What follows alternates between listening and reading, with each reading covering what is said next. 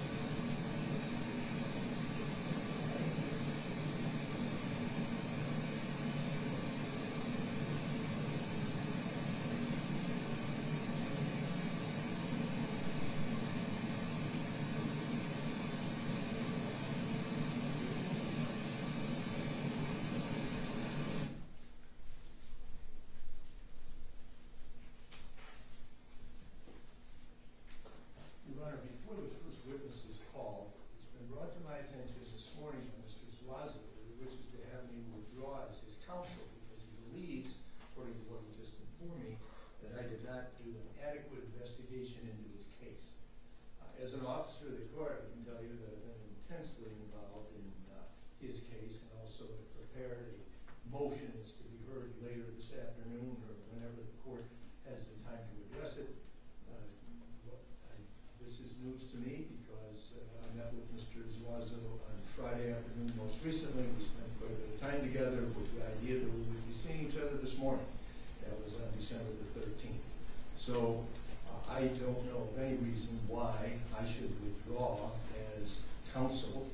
I was specifically asked to represent this man by the chief attorney of the Indigent Defense Office in Copeland County. I accepted this and I worked on it for about 2 months now. So I don't feel, as an officer of the court, that there is a basis for me to withdraw. Furthermore, as an officer of the court, I don't believe that it would be appropriate to even seek to do such a thing when this hearing is finally ready to begin. So I leave it in the court's discretion. But that is what I understand Mr. Zuazo's position is, and now you've heard mine. Thank you. Today is the date and time set for a preliminary examination. We've had this date for much time. This attorney's worked for 2 months to prepare for this hearing, just as he's placed on the record. He's an officer of the court. Mr. Zuazo, are you trying to address the court? Okay, can you raise your right hand? Can you say your name for the record? Okay, and sir, raise your right hand. Do you solemnly swear or affirm that any statements you make will be the truth, the whole truth, and nothing but the truth to help you God? Yes. Okay, so I would like to bring your attention. I've been asked a counsel to drop from the case because I asked him to file a motion months ago, and he just refused to do it. He told me that I was allowed to file a motion in the courtroom, and neither was he going to do it for me. He eventually did it, but then again, he still hasn't done anything I asked him to do to investigate the case, and the things in the case that was provided by the prosecution where that's not true, and he hasn't done that. So I don't feel comfortable. I don't even feel safe to move forward with my counsel. Thank you, sir. You can have a seat. The court is going to deny your request for your motion to withdraw. You're proceeding with preliminary examination today. You can't wait 2 months after an attorney's been working. Sir, I gave you a chance to address the court. Please be respectful. You can't wait 2 months after the court, has already scheduled this. This attorney's been preparing. We have not received a motion to withdraw. So today's the date and time to proceed, and we're going to be proceeding. Thank you. Thank you, Your Honor.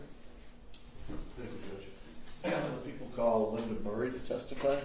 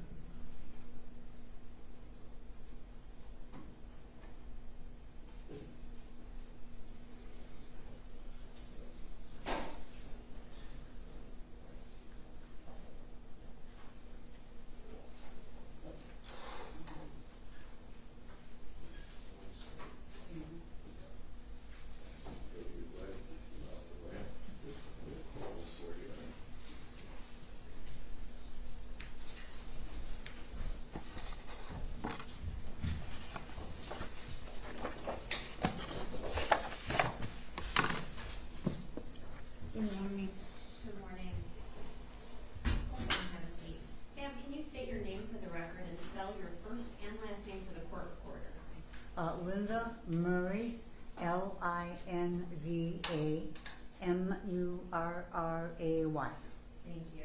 And ma'am, can you raise your right hand? Do you solemnly swear or affirm that any testimony you give in this matter will be the truth, the whole truth, and nothing but the truth, so help you God? Yes. Thank you. Good morning. Good morning. If you could do me a favor when you testify and speak up very loud, because I have to hear you, but also the attorneys have to hear your answers. If you can do that for me. Yes. Okay. Mrs. Murray, if you could tell us, have you been married? Yes. And who has your husband been? Pardon? Who's your husband? Oh, he's Shane Murray. Okay. And how long have you been married? 54 years. Do you have any children? Yes. How many children do you have? 3. Any grandchildren? Yes. Were you residing in a home with your husband? Yes. What was the address of the home that you'd been residing with your husband? 3730 Newcastle Drive. Okay. Is that located in the city of Rochester Hills in Oakland County, Michigan? Yes. How long ago did you purchase that house? 1999. Okay. And you've been living there ever since? Yes. Was your husband employed at the time of his passing? Yes. And can you tell us how he was employed? He was owner of a jewelry store and a pawn shop. Okay. And what were the names of that jewelry store, and then tell me the name of the pawn shop? The jewelry store was Gold and Glitter, Inc., and the pawn shop was Hamtramck Pawn Brokers. Did he own those together at a certain location? Yes. And what is that location? It's 10,000 Joseph Campbell in Hamtramck. Okay. And as far as the physical layout, are they in the same building together, or they're separated? No, same building. Okay. And how long has your husband owned those stores? Since 1995. I think. Would he go to the stores himself to operate them? Yes? And did he go on a regular basis? Yes. What was your husband's routine for going to the stores? To get up in the morning, we would have breakfast, and he would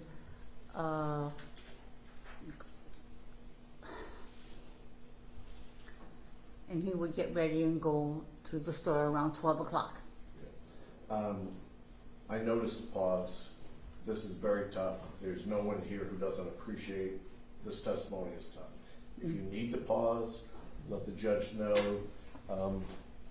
If it gets emotional, it's perfectly understandable, okay? Okay. So try to focus on my questions and try to focus on the answers if that helps at all. Okay. What was the store hours, if you know them? They were 9:30 until 6:30. And are they open Monday through Friday, Monday through Saturday? Monday through Saturday. And when he would go to his business, is there a car that he would drive? Yes, an Audi. Okay, and what year Audi, if you know? 2011. And had what color was the Audi? Black. Would he drive that Audi back and forth on a regular basis? Yes. Would he park that Audi any place specifically when he was home? Yes, in the driveway. Okay. What kind of driveway do you have at that residence? We have a circular driveway. Okay. And do you know where he would park that Audi when he would be at his businesses? Normally, it would be on the side of the business on Yemen Street. Okay. And that's an area that's visible to the public? Yes. Okay. When he would work at his businesses, was he a hands-on person, or would he work behind the scenes? No, it was hands-on. And do you have other family members who have worked at those businesses with him? Yes. Okay. The residence itself, can you describe the layout of your house on Newcastle? It's a colonial, 2 floors, 4 bedrooms, 3 bath. And where was the master bedroom located? Upstairs, Okay. toward the front of the house. Does the house have a basement? Yes, And how would you describe the basement? Is it finished, partially finished, or unfinished? it's partially finished. Do you have a garage? Yes, Is the garage attached or unattached? attached. Do you have a vehicle that you would drive? Yes, Where would your vehicle be parked? in the garage. Now, is there any type of security system that you have at that residence? A ring on the front door and by the garage door.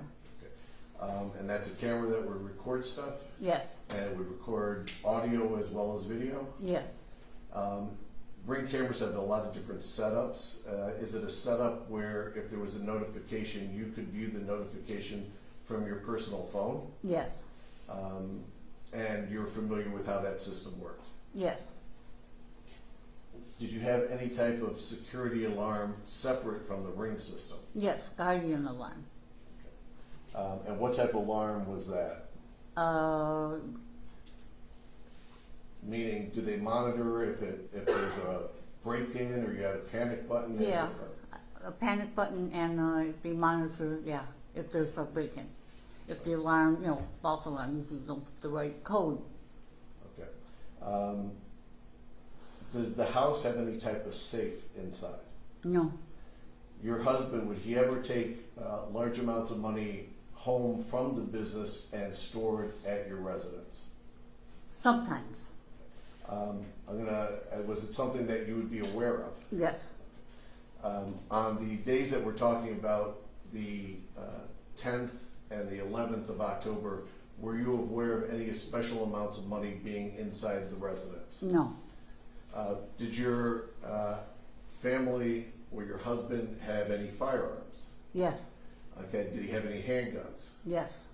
What kind of handgun did he have? I believe it was a Glock. And was it a gun that he would carry on him? Yes, Would he carry it for work? yes, Would he carry it when he wasn't at work? yes, Was your husband right-handed or left-handed? right-handed.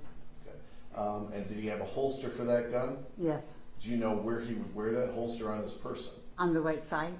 Okay. You've seen it many times before? Yes, Okay. Do you have a handgun of your own? no,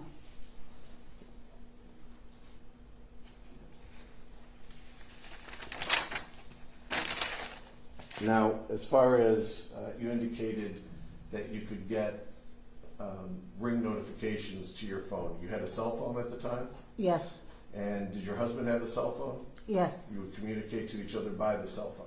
yes, Let me direct your attention to the evening of October 10th, 2024.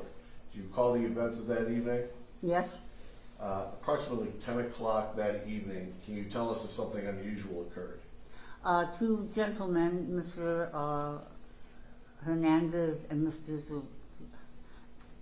The other one, they came to the door and said that they were DTE employees and that they were checking for a gas leak.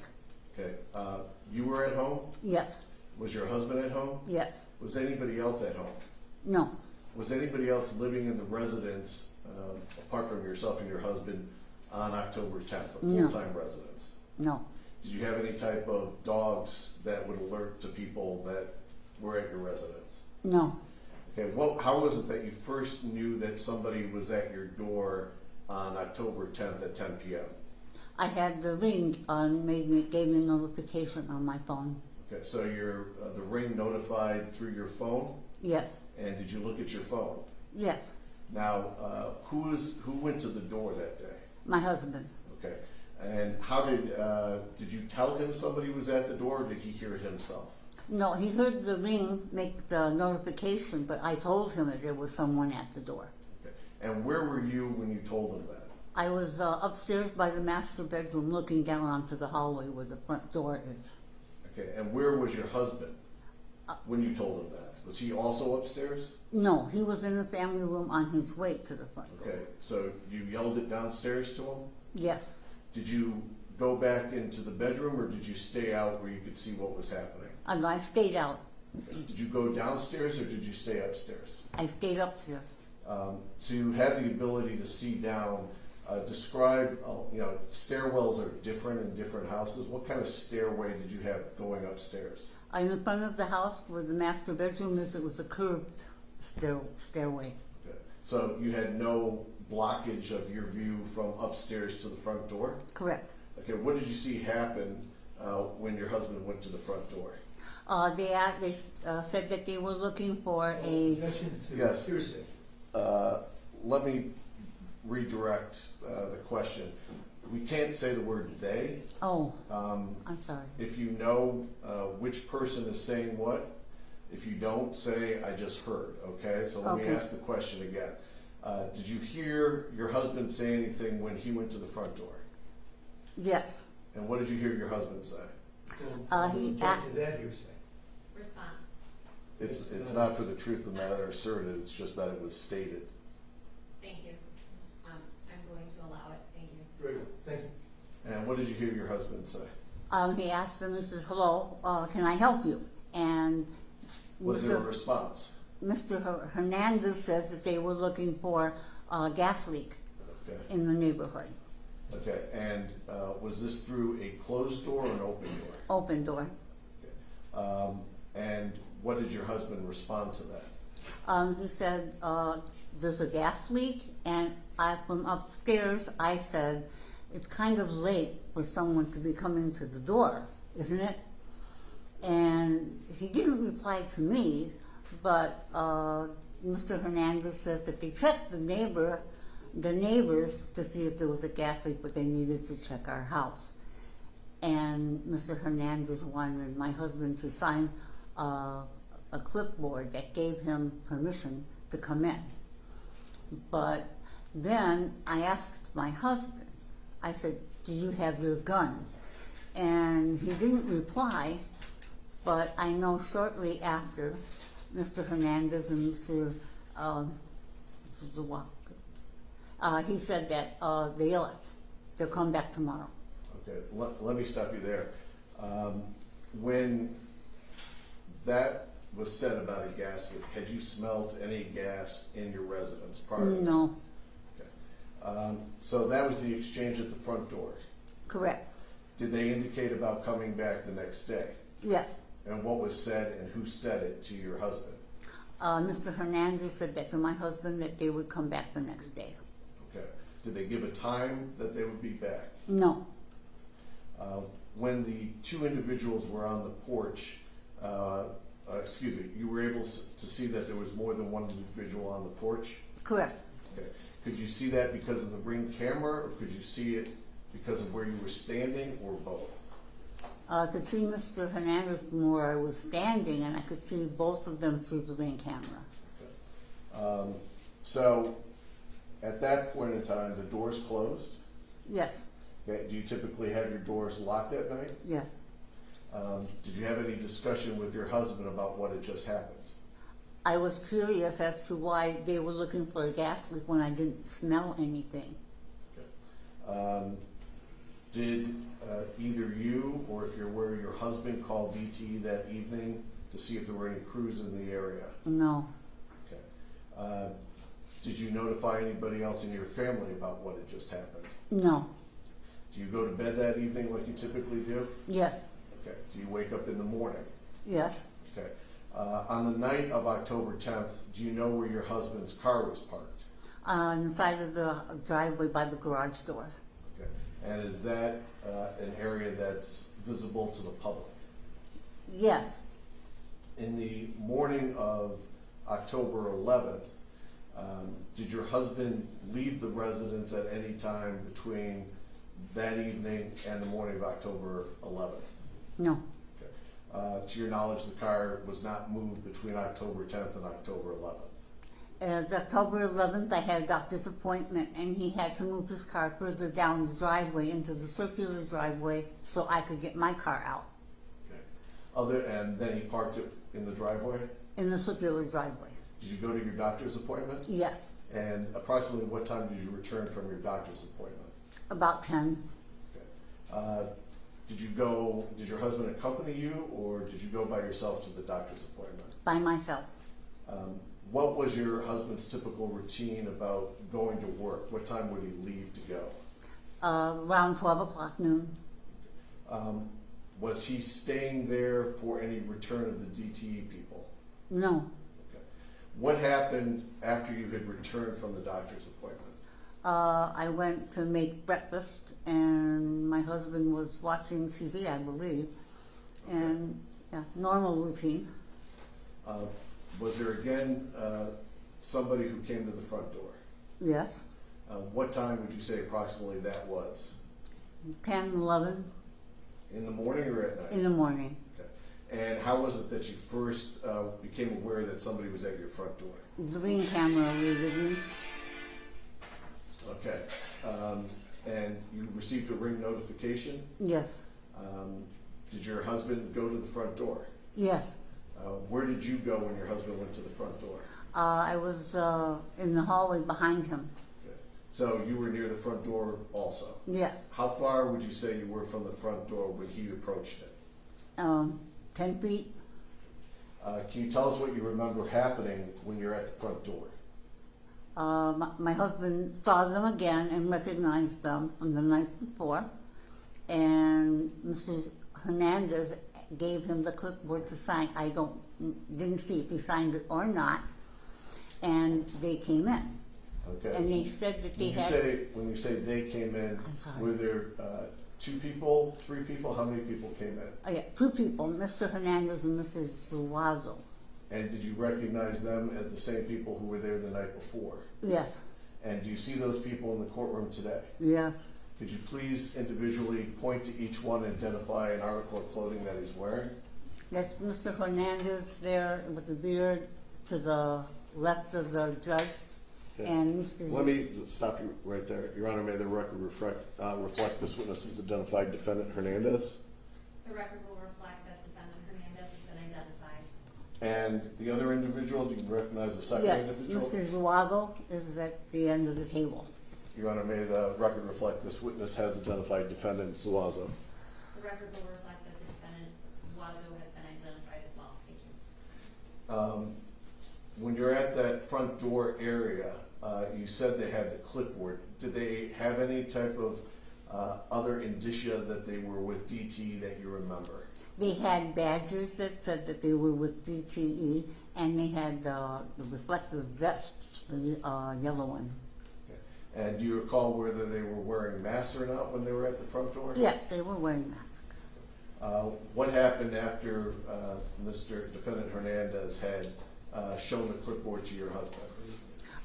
They came into the house, Mr. Hernandez and Mrs. Zuago came into the house, and my husband was going to show them where the basement was. And why was it, do you know what they had indicated about what they were looking for when they were back the second time? They needed to check the... Objection today. I'd like to have the speaker identify if the witness knows, rather than the collective day. Thank you. Can you please have a rephrase? Yes. Was anything said about what they were searching for the second time? They were going... No, it's a yes or no question. Oh, yes. Okay, and who made the statement about what they were searching for the second time? Mr. Hernandez. Okay, and what do you recall him saying the second time? He had to check something on the furnace. Okay, and do you know where your furnace is located? Yes, And where was your furnace located? in the basement. Okay. What happened after they had said something about checking the furnace? My husband went to go show them where the basement was. Okay, and tell us the path that your husband took in the house to go towards the basement. From the front door, he walked about 15 feet toward the kitchen, and then he turned left and went down the hallway to the basement door. Okay. And who, if anybody, went with your husband? Both Mr. Hernandez and Mrs. Zuago went with him. Okay. What happened as your husband approached the door leading down to the basement? Mr. Zuago went into the laundry room. I thought he would look for the gas leak by the dryer, but he didn't. And Mr. Hernandez said that he forgot his meter, and he had to go get it from the truck. Okay, and at that point in time, had anybody started to go down into the basement? No. Okay, did Mr. Hernandez go someplace different after he made that statement? I don't know exactly where he went. He went to toward the front door. Okay, and your husband was still there with the defendant Zuazo at that point? Yes. And how long would you say it was after defendant Hernandez walked away that he returned? How much time do you think went by? A minute, less than a minute. Okay. When he returned, did you notice any type of meter in his hand or anything different than you had seen before? No. What happened after Mr. Defendant Hernandez had returned? My husband and Mr. Zawado started going down into the basement, and Mr. Hernandez was behind them. Okay, so your husband was leading the way down the stairs. Uh-huh. Is that correct? Yes. And behind him was Defendant Zuazo, Yes. and behind him was Defendant Hernandez. Yes. And where did you go when they proceeded down the stairs? Went back into the kitchen to finish making breakfast. Okay. Now, does that door to the is there a door to the downstairs? Yes. As best you remember, was that door, did it remain open or did somebody close it? It was closed. Okay.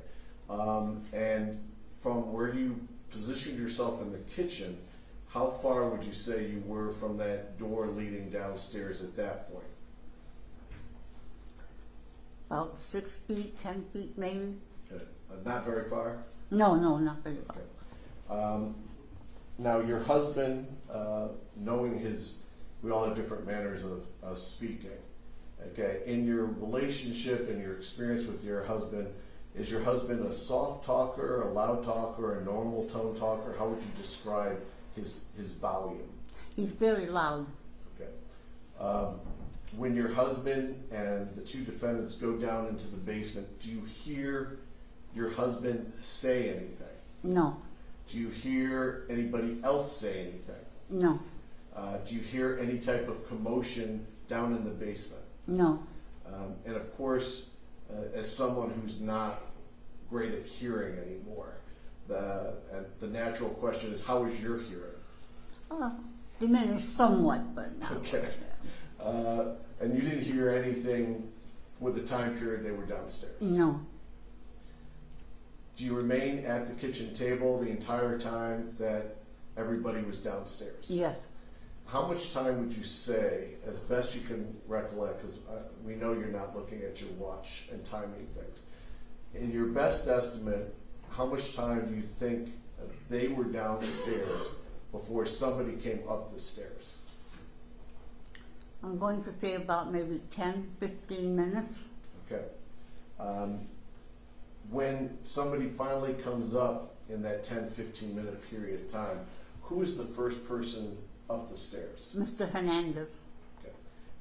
And where does Mr. Hernandez go once he's up the stairs? In the hallway by the basement door. Okay. Does Mr. Defendant Zuazo come up the stairs? Yes. How much time delay after Defendant Hernandez is up is it until Defendant Zuazo appears? Seconds. He was right behind him. Okay. What happens once both defendants are up the stairs? Mr. Hernandez asks me, where is the safe? And I said, we don't have one. And then he said, where is the jewelry? And I said, in a bank at the safety deposit box. Okay, when he says this, because you're seated some distance away from No. the top of the stairs, did you stand up at that point? Yes. Okay. When you stood up, did you close the gap to the defendants, or did they close the gap on you? I don't recall. Okay. How close is Defendant Hernandez when he asks you, where is the safe? The first time it was about a couple feet. Okay. And what's the response after you indicate you don't have a safe and the jewelry is in a safety deposit box? What happens then? He asks me, where is the money? And when you say he, you're talking about Mr. Hernandez. Defendant Hernandez. Okay. What did you say about where is the money? I said that all we have in the house is what I have in my purse and what my husband has in his pocket. Okay. Do you recall how much cash approximately you had in your purse that morning? About 300. Okay. And your husband would also, as habit, carry cash on him? Yes. Would he carry, I mean, I hate to say a normal amount of cash, because normal can depend very much on who you are. How much cash would he usually have? About 5,000. Okay. Where did you have your cash that morning? Where did you keep it? In my purse on the kitchen table. Okay. And did you tell Defendant Hernandez the cash was in your purse? Yes. What did you see happen after you said your cash is in your purse? Again, he asked me, where is the jewelry and where is the cash? And what was your response then? The same, that the jewelry wasn't in the house and we didn't have cash except what I told him. Okay. And what happened next? I started asking, where is my husband? Where is my husband? And I didn't get a response. And when Mr. Zuazo came up the stairs, I saw blood on his vest. And I started screaming. And Mr. Hernandez hit me in the face to shut me up. When defendant Hernandez hit you on the face, what side of the face did he strike you on? The left. Okay. Did you sustain an injury from that? Yes. Did you sustain an injury that required medical treatment later? Yes. It was a hard hit. Yes. What happened after you were struck? He asked me, before he removed his hand from my mouth, he asked me if I would stop screaming. And I said yes. And he sat me at the kitchen table. Okay. Did either of them respond to you about what your husband was doing downstairs? No. What happened then? I take that what I just said back because I was asking where's my husband, and Mr. Zuago said he was sleeping. Okay. What happens after defendant Hernandez tells you to stop yelling and screaming? He sits me at the kitchen table. Okay. What happens to you while you're seated at the table? He takes my watch off, my iPhone watch. When you say he, again? Mr. Hernandez, I'm sorry. Okay. And then what happens? He takes your watch off? Yes, he takes my watch off and puts it across the table where I could not reach it, and takes my cell phone and puts it in his pocket. Okay. Then what happens? Then he asks me if I have the car keys, and I said they're connected to my purse. So he takes the car keys to my car. Okay. And what kind of car were you driving? Infinity. Okay. When you say he took the keys, is it keys on a fob? Is it just a fob? How do you describe that? The keys were attached to my purse. Okay. The keys themselves, did it have keys to the house on there, or was it just the car fob? No, had the house key. Okay. So you saw defendant Hernandez take those items? Yes. Did you see anybody go through your purse? Mr. Hernandez did. Okay. And did you see him take cash from your purse? Yes. What happens after he's taken the cash from your purse? That part's a little foggy, but I know that he taped up my legs together with duct tape, black duct tape, and my wrists together. Okay. When you say he, don't. It's okay. It's natural. It's not natural to testify. It's natural to talk. Mr. Hernandez. Yes. Okay. And you said it was black duct tape. Yes. Was that duct tape that you had in your house? No. What parts of your body were taped up by defendant Hernandez? My ankles together and my wrists together. Okay. Where was defendant Zuazo when this was taking place? He was upstairs in the master bedroom. Okay. What happens after your duct tape? Mr. Zuago was upstairs in the master bedroom, and I could hear the drawers hitting the floor. And then Mr. Hernandez was kind of nonchalant and opened one of the drawers in the kitchen, kind of looked at it and shut it. And Mr. Zuago came down the stairs from upstairs. Again, we understand you're not timing things, but what's your best estimate how long defendant Zuazo was upstairs before he returned from upstairs? Minutes. It wasn't very long. Okay. Can you describe to us, did you have some jewelry in your master bedroom? Yes. And where was that kept? In the jewelry box. Okay. And what type of jewelry did you have in your bedroom? It was costume jewelry. So the jewelry that was up there wasn't very valuable, is that fair to say? Yes, Did you later go into the master bedroom and see it being disheveled and things askew? not that day, no. Later you did? Yes, Okay. And were you missing jewelry?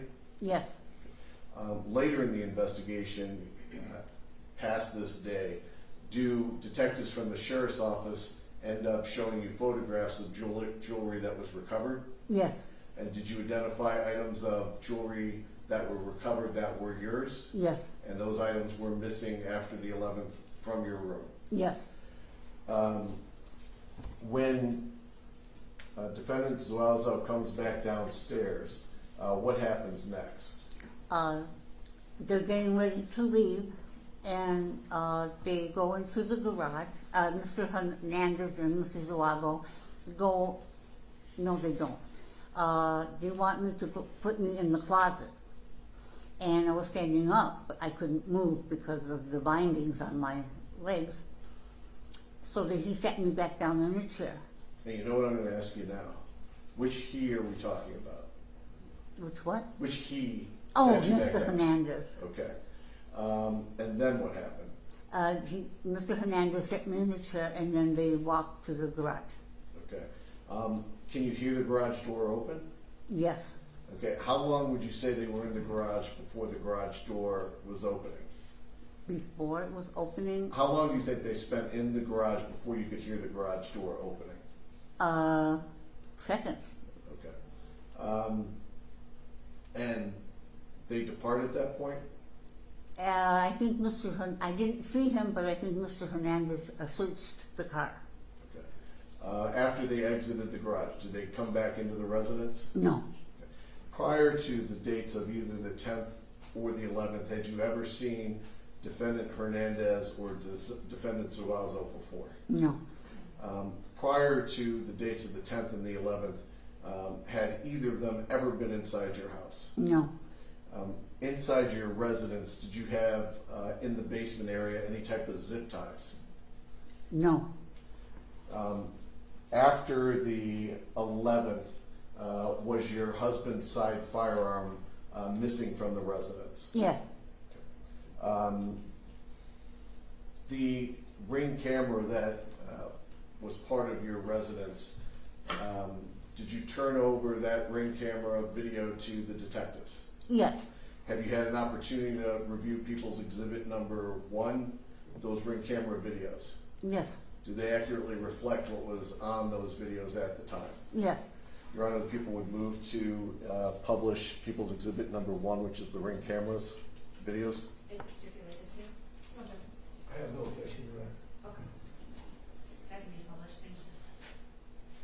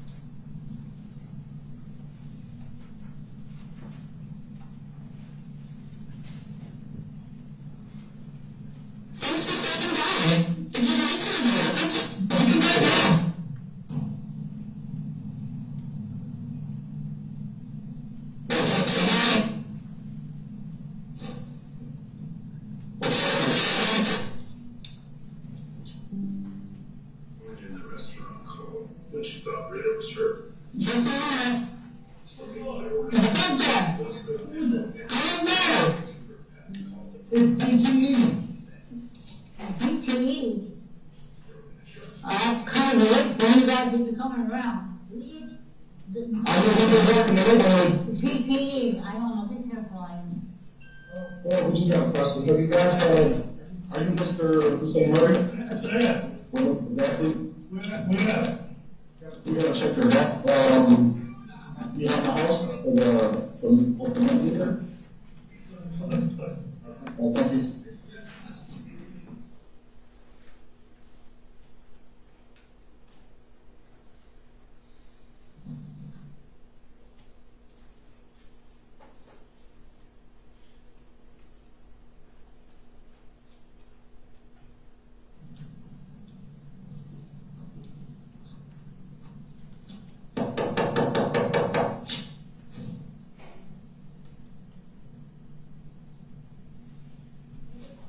On the seat.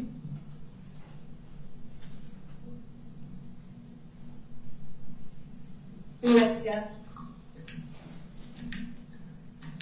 Hello, I'm sorry. Hello. 89. Is this Yes, cool.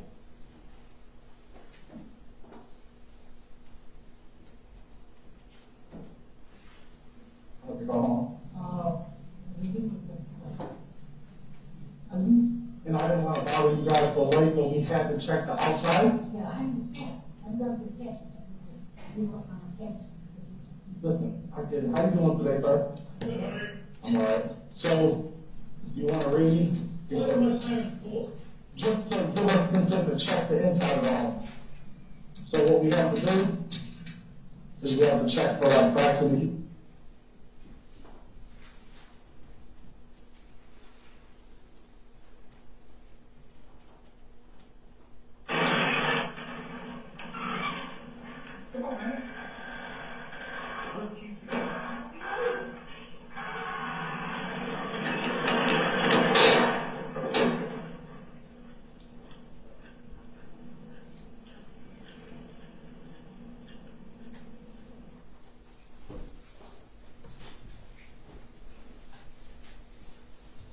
And Mrs. Murray, just to finish up, the taking of your items from your residence that day, that was against your will and against your consent? Yes, against my will. When you were struck, that was against your will? Yes, And being restrained, that was also against your will? yes. I don't have any other questions, Judge. Thank you. Cross-exam.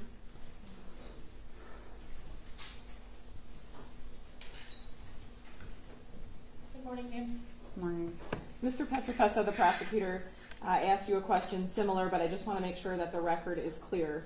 So you were asked if you had ever met Mr. Hernandez or Mr. Zuazo prior to that date. Do you remember being asked that question? Yes, And you answered no. Do you remember that? yes, Okay.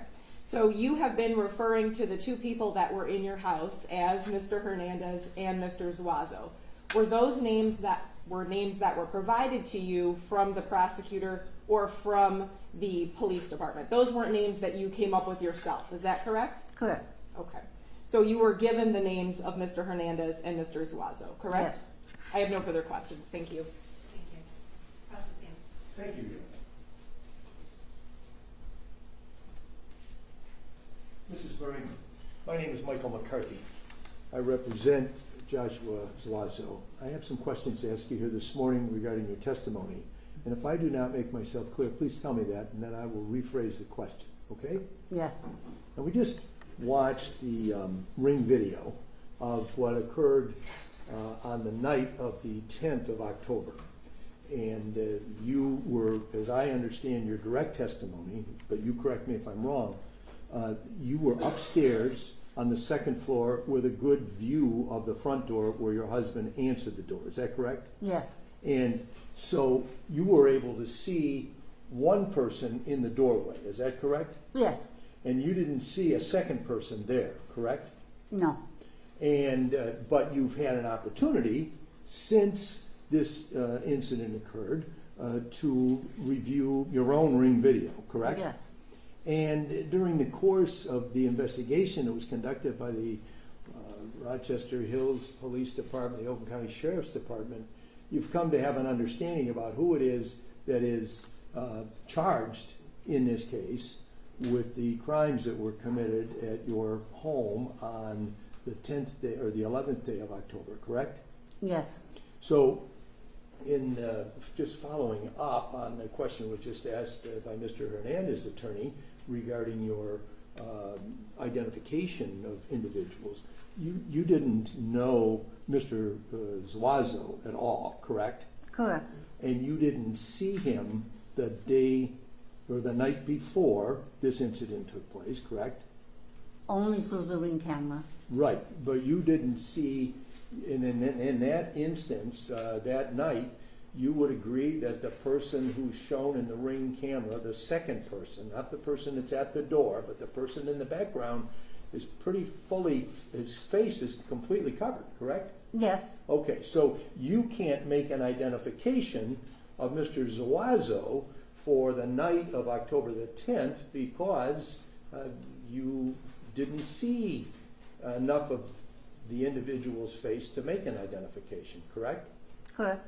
And what you do know now, you have information that leads you to believe that Mr. Zuazo is the person that was present that night because you've reviewed ring video and you've had many interviews with representatives of the Sheriff's Department, the Police Department, and also the Oakland County Prosecutor's Office, correct?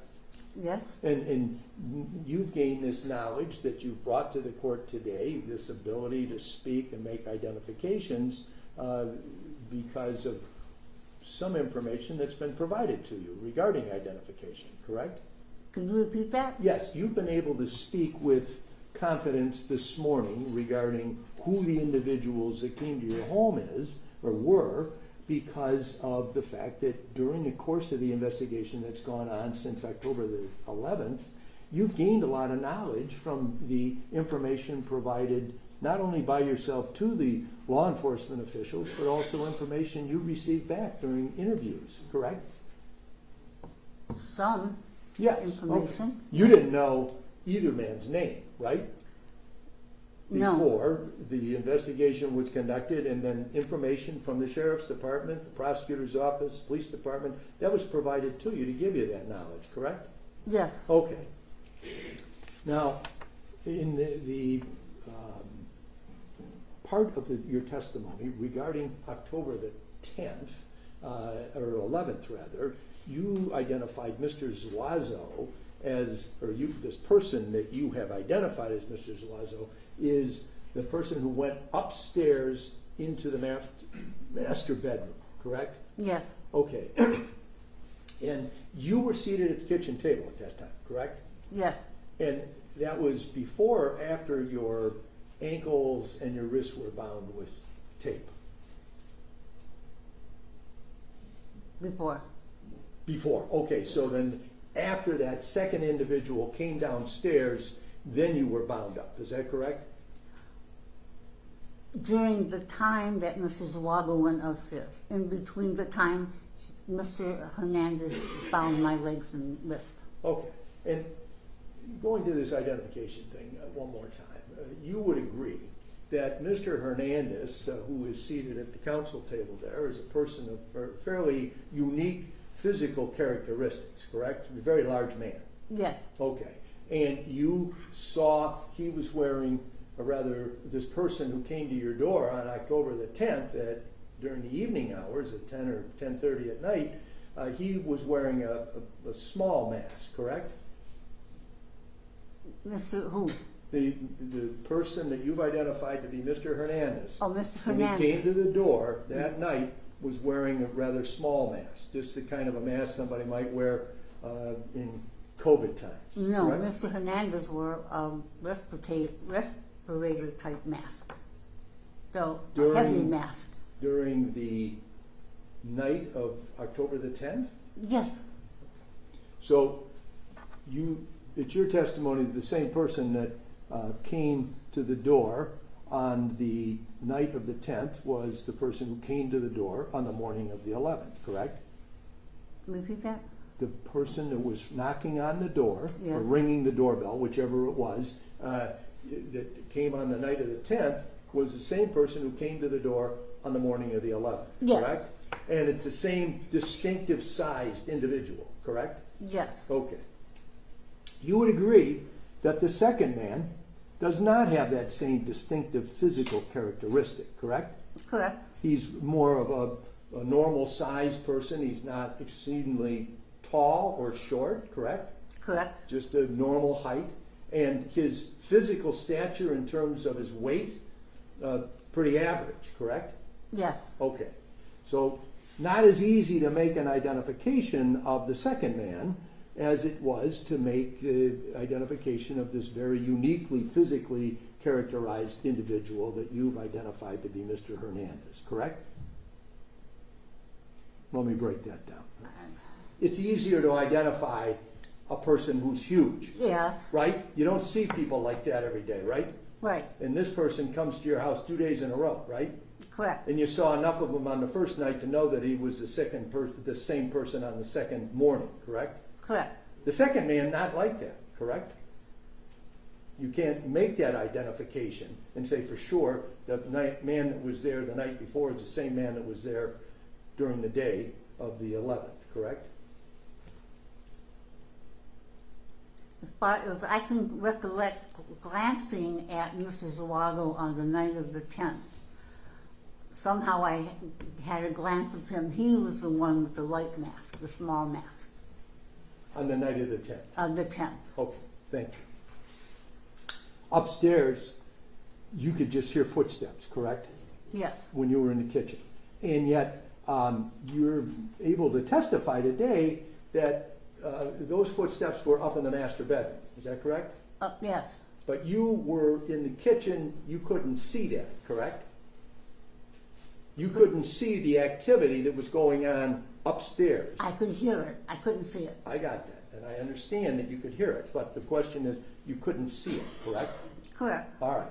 And so you learned later, through the investigation and through your own return to your home, that things were in disarray in the master bedroom of your home, correct? Correct.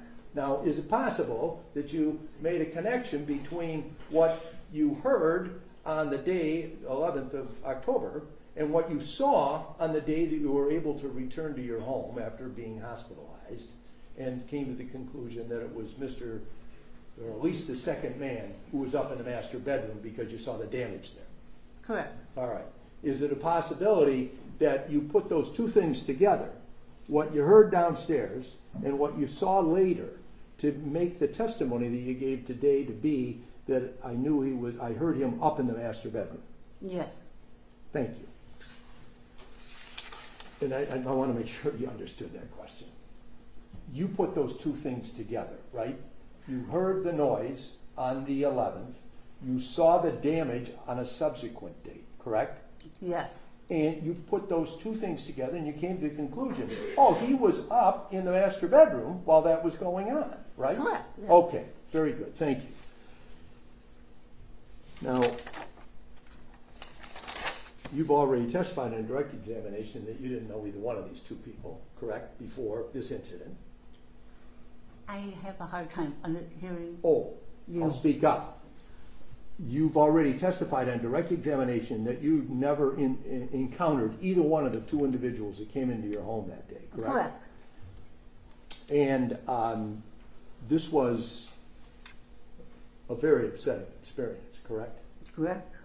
And you had concerns while it was going on about what had happened to your husband, correct? Correct. And you were screaming at one point, according to your direct testimony, correct? Correct. And then you yourself were struck by who you identified to be Mr. Hernandez, correct? Correct. And you sustained a serious enough injury that it required your hospitalization for a period of time. Correct. Would it be fair to say that this experience in your life is the most upsetting experience you have ever had? Yes. Thank you. I have no further questions. Thank you. Thank you. Just briefly, Your Honor, just want to follow up on just a couple things that Mr. McCarthy had brought up. He indicated something about your conclusion that Defendant Zuazo was going through your bedroom while you were down in the kitchen. Did you hear that line of questioning? Yes. For that conclusion, did Defendant Hernandez ever go upstairs? No. Well, okay, so that's how you draw the conclusion, is that? Correct. Okay. Also, Mr. McCarthy had asked something about identification with Mr. Zuazo. After Defendant Hernandez or Defendant Zuazo come up from the basement, do you have any recollection of Defendant Zuazo's mask being in a different place than when it was when he went down the stairs? My recollection is, I think so, And what do you think you saw? that the mask was missing. And that it wasn't in place when he was back in front of you after coming up the stairs? Correct. Okay. Do you have any doubt in your mind that Defendant Zuazo was one of the two individuals in your house that day? No. Do you have any doubt in your mind that Defendant Hernandez was one of those two individuals who were in your house that day? No. I don't have any other questions. Thank you. May I just follow up on that one question regarding the mask? Mrs. Murray, as to the mask, you just testified now on direct examination that perhaps Mr. Zuazo's mask was not on his face when he came back upstairs? Correct. I think so. Did you ever give any information along those lines to the investigators from the Sheriff's Department? Recently. Recently? Okay, Yeah. and how recently was that? Last week. Okay, thank you. I have no further questions. Thank you. No Anything reason. else in this witness? Thank you. And thank you. You can be excused. Thank you.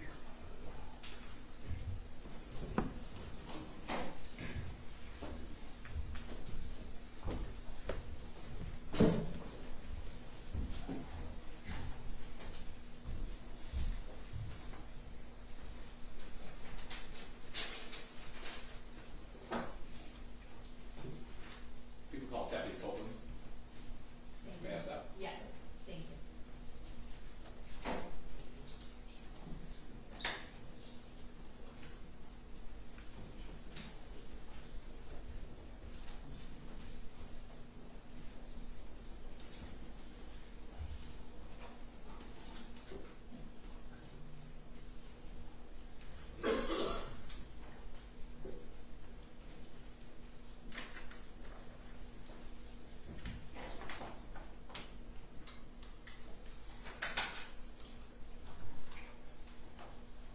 Your Honor, should be home and he went upstairs to his office. Thank you.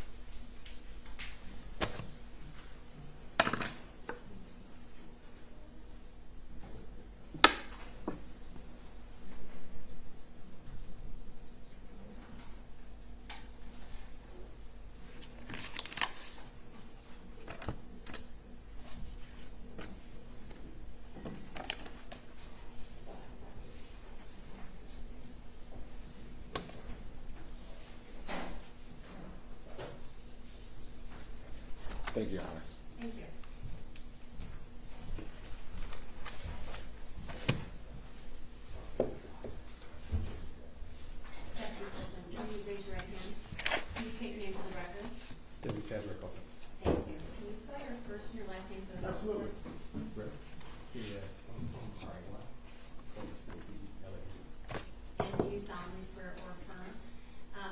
any testimony you give in this matter will be the truth, the whole truth, and nothing but the truth, so help you God? I do. Thank you. My witness, Your Honor? Yes. And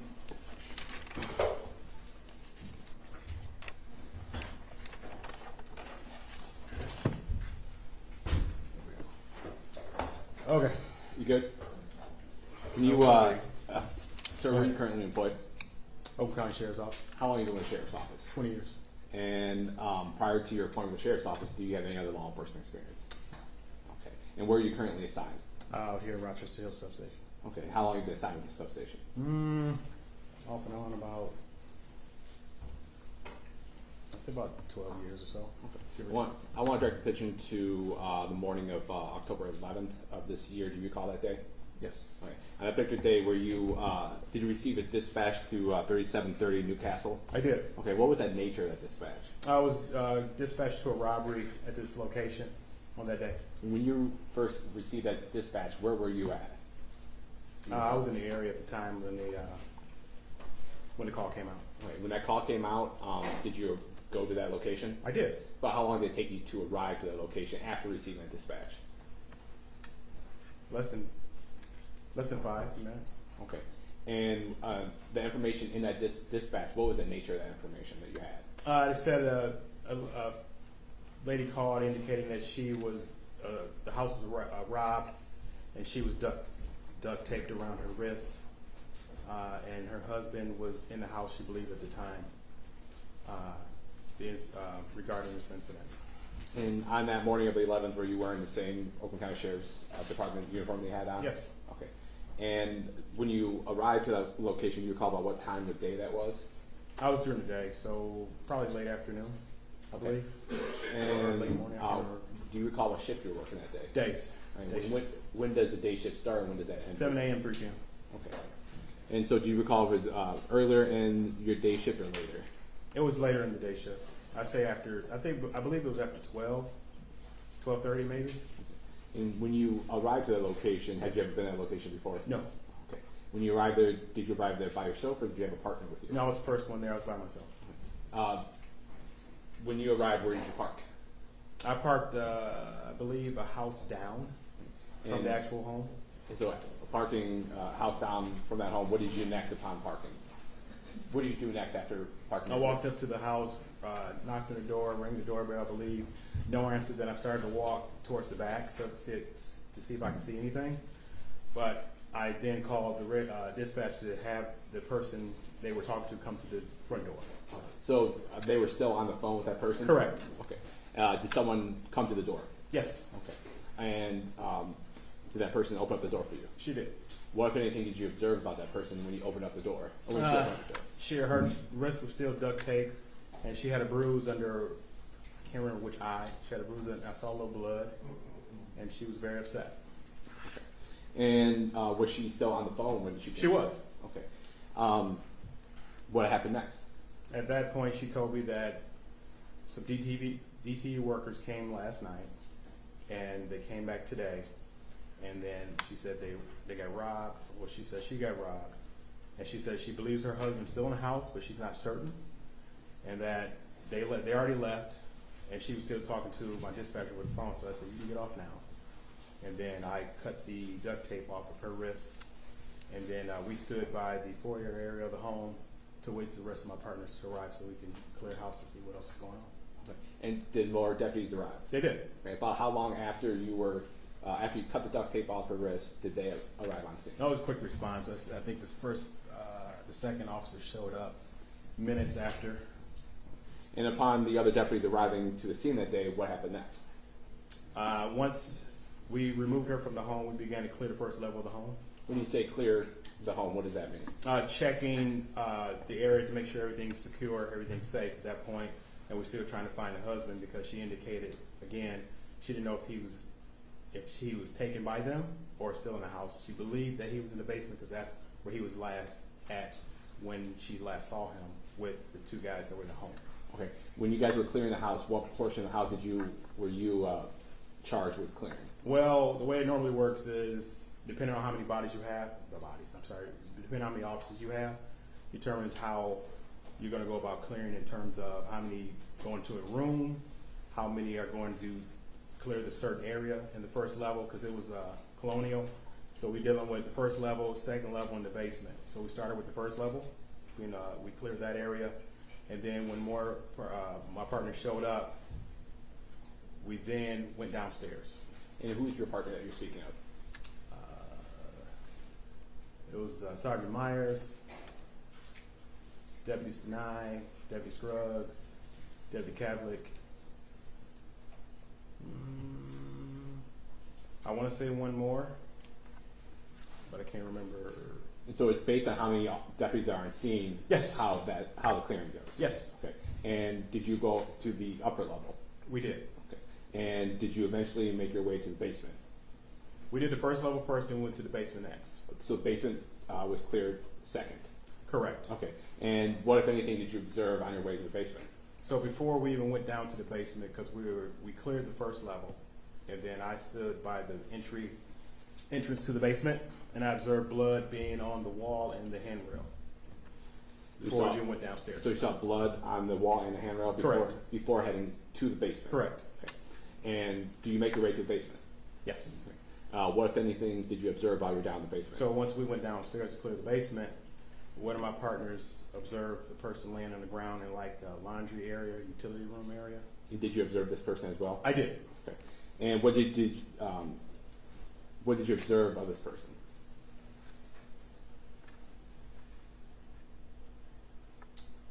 I observed a male being duct taped around the wrist, around his ankles, and around his mouth. I thought it was duct tape around his nose, but it wasn't. And a lot of blood. You know, there was a lot of blood in the area? Yes, it was. Okay. Did you notice, were you able to determine if he had a pulse? I checked both his wrist and his neck, and I couldn't tell at the time. I don't think I had a pulse with that. Did you observe anything on him? Did you observe a gun or anything on him? There was an empty gun holster around his waist. I was looking for that and a shell casing possibly because I didn't know the nature at the time. Did you observe any shell casing or anything like that? No. Okay. Upon locating that person and checking for a pulse, what did you do next in your investigation? After that, the Rochester Hills Fire Department came down and tried to render aid too. After I looked at him. Then we went upstairs. I'm sorry, before that we went upstairs to clear the second floor. After that. Did you observe anything regarding your investigation upstairs when you cleared it? No, nothing up there. Rooms were disheveled. Other than that, nothing stood out. Okay. I have no further questions, Your Honor.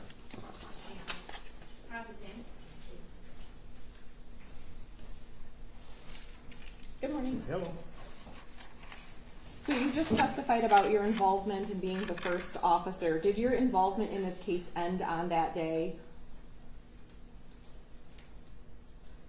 Other than obviously appearing here to testify. After that, I wrote a report about it. Other than that, I didn't have no other involvement at that time. Okay. So you've never had any interview or any interactions with Mr. Carlos Hernandez, is that correct? Correct. Thank you. No further questions. Thank you. Cross-exam. I have no questions for this. Thank you. Anything else? No redirect based on that question. Thank you. Thank you. Thank you. You can call Valerie Maya to the stand. Thank you.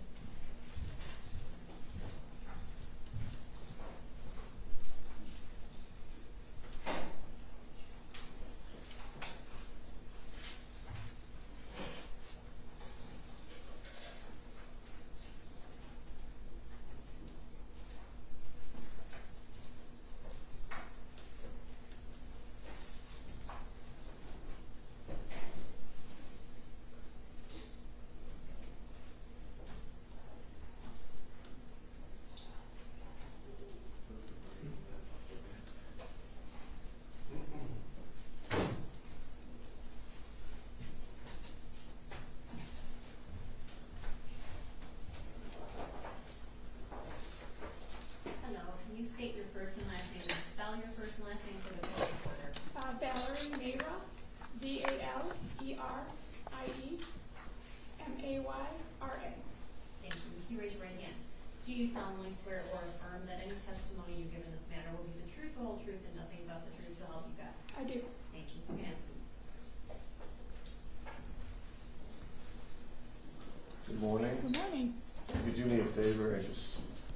as much as you can because the table has to be able to hear what you're saying too, okay? Yes, I'll try. Can you tell us how you're employed? I am employed with the Oakland County Sheriff's Office as a forensic lab investigator. And can you tell the court what that means to be a forensic lab investigator?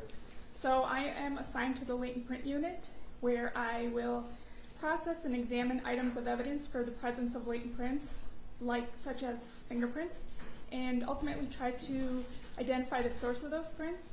I also am part of the crime scene team, so I will respond to and process major crime scenes within the county. And how many major crime scenes have you been a part of at this point in your career? Several dozen. Okay. And some of those are homicide crime scenes? Yes, mostly. And I think you and I have had some homicide cases in the past, in fact, is that correct? That's right. Okay. I'm going to direct your attention back to October 11th of 2024. Were you called out by the Sheriff's Office in that capacity that day? I was. And can you tell us approximately what time it was that you arrived at where you were called to? Would I be able to refer to my report to access Yes. that? Let me also, if I can approach, you did do a report for this, is that correct? Yes, I did. And would that also help refresh your recollections? I think if you're asking about a specific time, that would be in my notes. Okay, but you did do a report also? I did. Okay, I'm going to show you what's been marked as People's Exhibit number 4, if I can approach. Do you recognize that exhibit? Yes. Okay, is that the report that you authored? Yes. And that doesn't help refresh your recollection as far as the time, though. So can you look at whatever items you have present that would help indicate what time you responded? Yes. It looks like I arrived there at 2:18 in the afternoon. Okay. And when you say there, what was the address that you responded to? 3730 Newcastle Drive in Rochester Hills. Okay. Is that located in the city of Rochester Hills in Oakland County, Michigan? Yes. And what did you first observe when you arrived at that location? When I arrived, there were several first responding officers around. It was a large home and in a residential neighborhood. And initially we were kind of just there to get the summary of what had occurred before making entry. Okay, and when you say we, who else are you referring to when you say we? That would be my teammates on my crime scene response team. Okay, and as far as teammates, I know we're all employed by Oakland County, but when you're talking about teammates, you're not talking about deputies or detectives. Are you specifically talking about folks who work in the evidence collection? Yes, that would be some individuals from the forensic lab and also some deputies who are a part of a crime scene response team. Okay, and did you obtain information from deputies and detectives at the scene about what had happened? Yes. Did you, as part of evidence collection, go through the house itself? Yes. Can you tell us what you remember about going through the residence and things of evidentiary significance that you saw as you did that? Sure. Upon entry, the main level didn't have too much that was observed evidentiary-wise. We found a couple pieces of what looked like black electrical tape on the main level. Upstairs. And when you say you saw that tape, what room was that tape located? That was in the dining area of the kitchen. So there was a dining room and then there was a dining area in the kitchen itself. So that tape was found there, and then also in an adjacent hallway. Okay. And then upstairs, the master bedroom looked like it had been ransacked. It had several drawers pulled out of the dressers and overturned, and I assume the contents that were in those drawers were kind of strewn about the room. There was also a blood swipe mark, a apparent blood swipe mark in a spare bedroom that's also upstairs. And then downstairs is where we found the decedent. Okay. I'm going to show you what's been marked, if I can approach People's Exhibit number 3A. All these exhibits have been shown to both counsel beforehand. Do you recognize this as a vehicle parked in front of that residence? Yes. I'm going to show you what's been marked as Exhibit 3B Do you recognize this as the entryway to that house, the front? I do.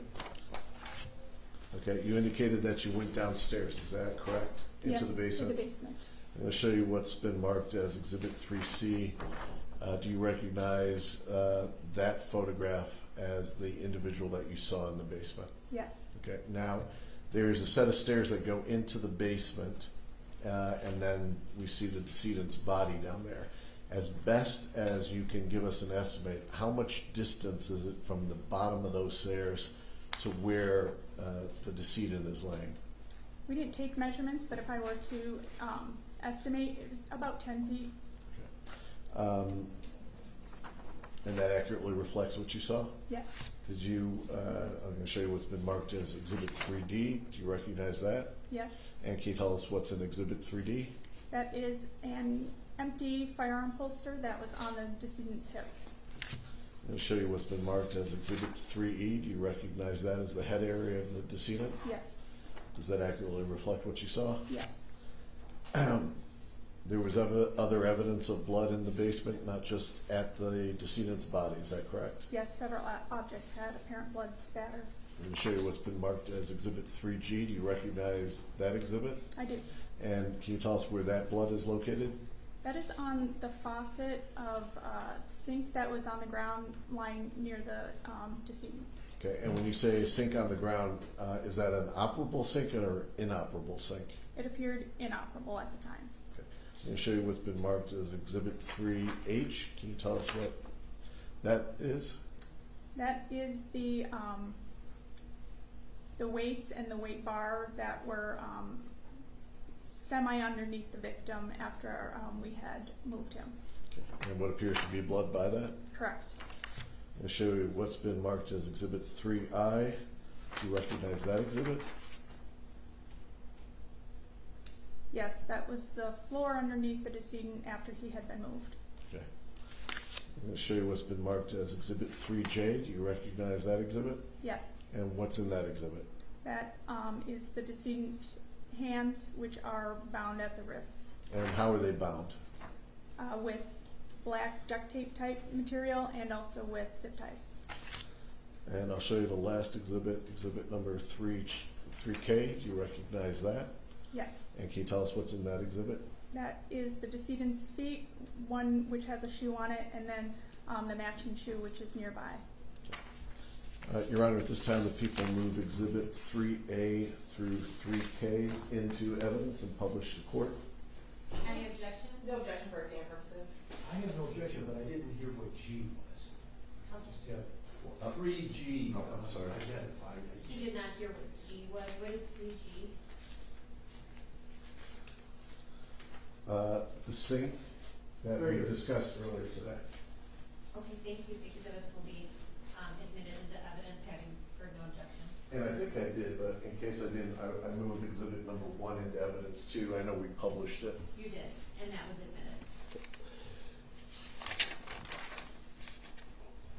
Now, as far as evidence that you actually collected, could you tell us what you actually collected from the scene? Yes. Do you just want me to go through them 1 through 20? Yes, if you collected evidence and you gave it a designated number, if you could do both so that we know what number goes to what piece of evidence. Okay, the number that I numbered it at the scene? Yeah, as numbered in your report. Okay. So number 1 were some tape pieces that were found on the kitchen floor. Number 2 was a piece of tape that was found in the hallway that led to the garage. Number 3 was a section of tape that was found on the kitchen island. Number 4 were a pair of glasses that were found on a shutter on the basement floor. Number 5 were what we refer to as large zip ties. There were 2 sets of zip ties on the basement floor. There was one that was larger than the other, so number 5 was the larger set and number 6 was the smaller set. Number 7 was a section of tape that was found on burlap fabric that was in the basement. Number 8 was a roll of tape that was found on the basement floor. Number 9 was an apparent bloody impression that was found on the basement floor under the large set of zip ties. Number 10 was an apparent bloody impression on a ceiling tile that was found near the victim. Number 11 was apparent blood that was found on the shutter near the victim. Number 12 was apparent blood found on the side of a box that was on the basement floor. Number 13 was apparent blood found on that sink faucet. Number 14 was a roll of tape that was found in that sink. Number 15 were plastic bags that were also found in that sink. Number 16 was apparent blood that was found in a swipe mark in that spare bedroom on the second floor. Number 17, we collected DNA swabs that were on the duct tape that were binding the victim's hands. 5A were DNA swabs taken from the large set of zip ties, which was number 5. 6A were DNA swabs taken from item 6, which were the smaller set of zip ties. 18 were weights with the bar, and that was found near the body. 19 were two individual weights that were stacked on top of each other, found under the body after it was moved. And number 20 was a ring that was found near the body as well. Okay. In addition to doing the DNA swabbing, was there any attempts to lift latent fingerprints? Yes. Okay. Sorry. And that was attempted at the scene. Is that correct? Yes. And you're involved with the processing and comparison of any fingerprints in this case. Is that correct? I am. Okay. And at this time, those results have not been completed. Is that fair to say? Correct. Okay. People would move People's Exhibit number 4 into evidence. I don't have any other questions. Any objection for exam purposes? Thank you. Well, I Any have no objection? objection either. Thank you. Exhibit 4 is admitted. I didn't have any other questions, Judge. Thank you. Any cross-exam? Yes, thank you. Ma'am, just some clarification as to number 17. You indicated that it was duct tape that was found on the victim. Are you able to elaborate which victim? Obviously there's 2 in this case. Was it the male or the female, if you know? It was the deceased male. I have no further questions. Thank you. Cross-exam.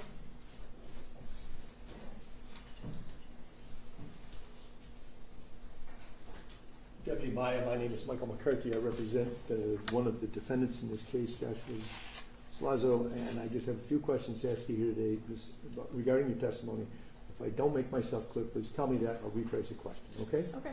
Now, in this report, there are, and you've just itemized all of the things that were collected and mentioned that they were shown on this sketch that's part of exhibit number 4.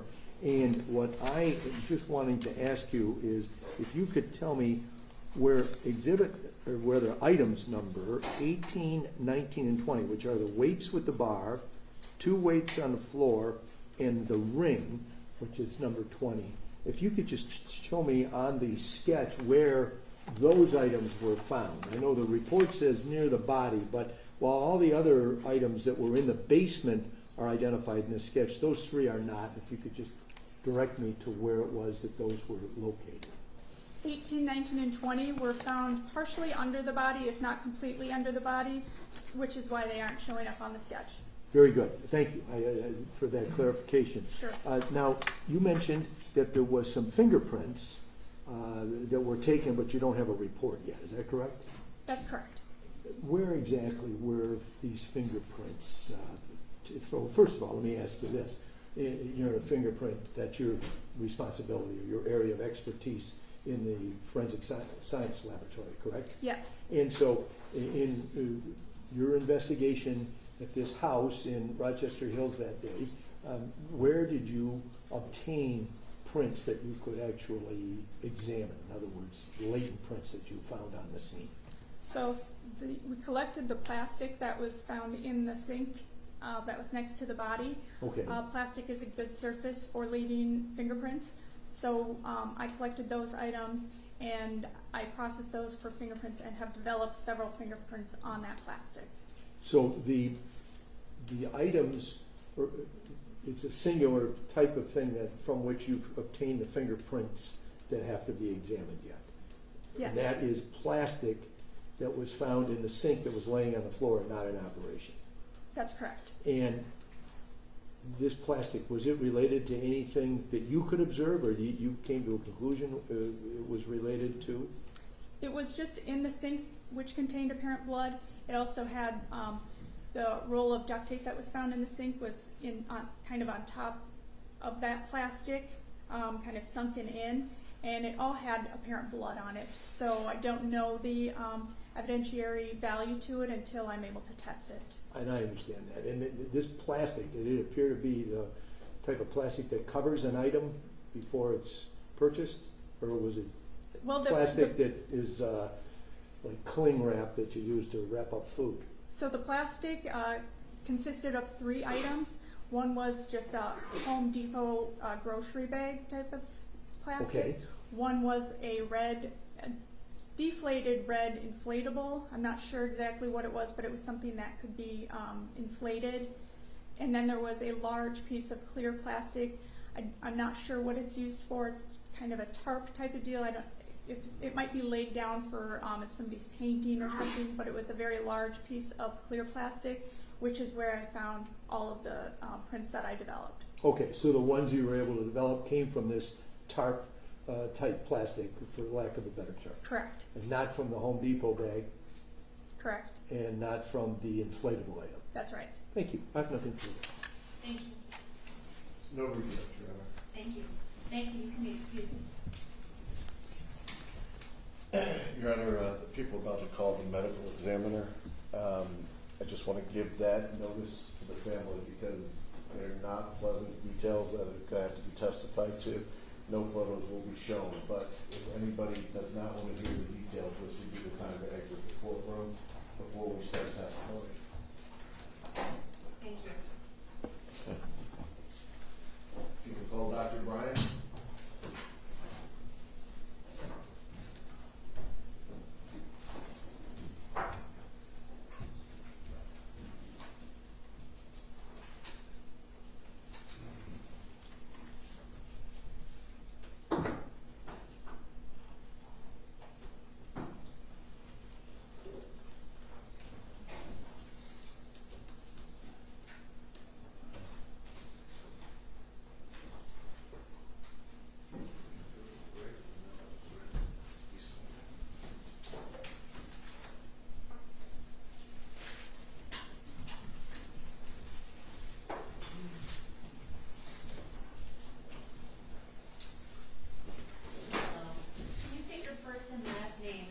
Your first and last name for the court reporter. Shauna Bryan, SHAUNA BRYAN. Can you raise your right hand? Do you solemnly swear or affirm that any testimony you give in this matter will be the truth, the whole truth, and nothing but the truth, so help you God? Yes, sir. Thank you.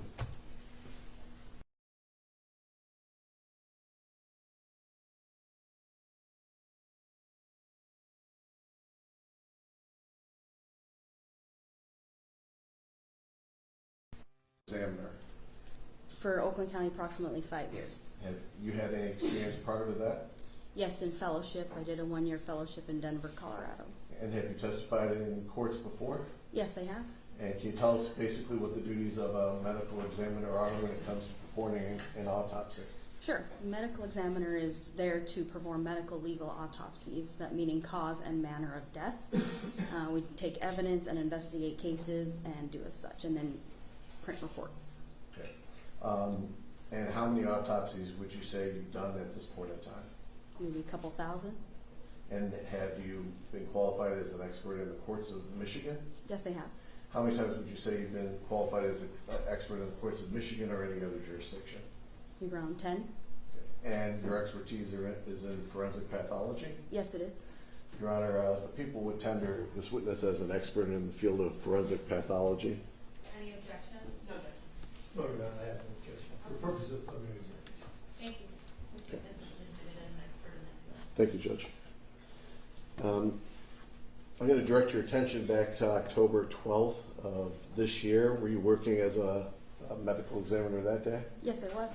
And were you assigned the responsibilities of doing an autopsy for an individual named Hussein Murray? Yes, I was. And was that case assigned a separate, distinct autopsy number for Oakland County's records? Yes. And was that number 246922? Yes, it is. When you first conduct an autopsy, do you do observations of how the decedent has come in? Yes. And can you recall how you remember seeing the decedent for the first time when he came in? He came in fully clothed, just it hadn't been touched from the scene. Whatever was there on the scene, that's how he came in. Okay. And what did you notice that was distinct and unusual about when he came in? He had duct tape around his face, covering his mouth. He had duct tape around his hands and feet, also zip ties around his hands, and paper bags covering his hands. And he was fully clothed, had blood on him. Okay. And just while he was still clothed and had not been cleaned up, was there any evidence of injury that you could see? There was just blood on him at that point. And your findings you end up placing into a autopsy report, is that correct? Yes, I do. I'm going to show you what's been marked as People's Exhibit number 2. Is that the autopsy report that you compiled for this case? Yes, it is. Yes. As far as the basic physical observations, did you determine what the victim's, Mr. Murray's age was at the time? Yes. And how old was he? It's approximately, he came in and he looked the age of 72 years old. Did you determine a weight? Yes. And what was his weight? I could refer to. Yes, if that helps refresh Yes, you. we do weigh everyone who comes in, and he is 295 pounds. And did you determine a height? Yes. And what was the height determination? 72 inches. After that, did you start looking for evidence of injury? Yes. And can you tell us, when you were looking at Mr. Murray's head, what you noticed as far as evidence of injury? So evidence of injury is a lot blunt force injury to the head, which are contusions, bruisings to the face, lacerations around the jaw, around the left side of the scalp and the back of the scalp, and he had fractures of his bone. Okay, and which bones were fractured? The jaw. The jawbone. Okay, I'm going to show you what's been marked as exhibit number 2A.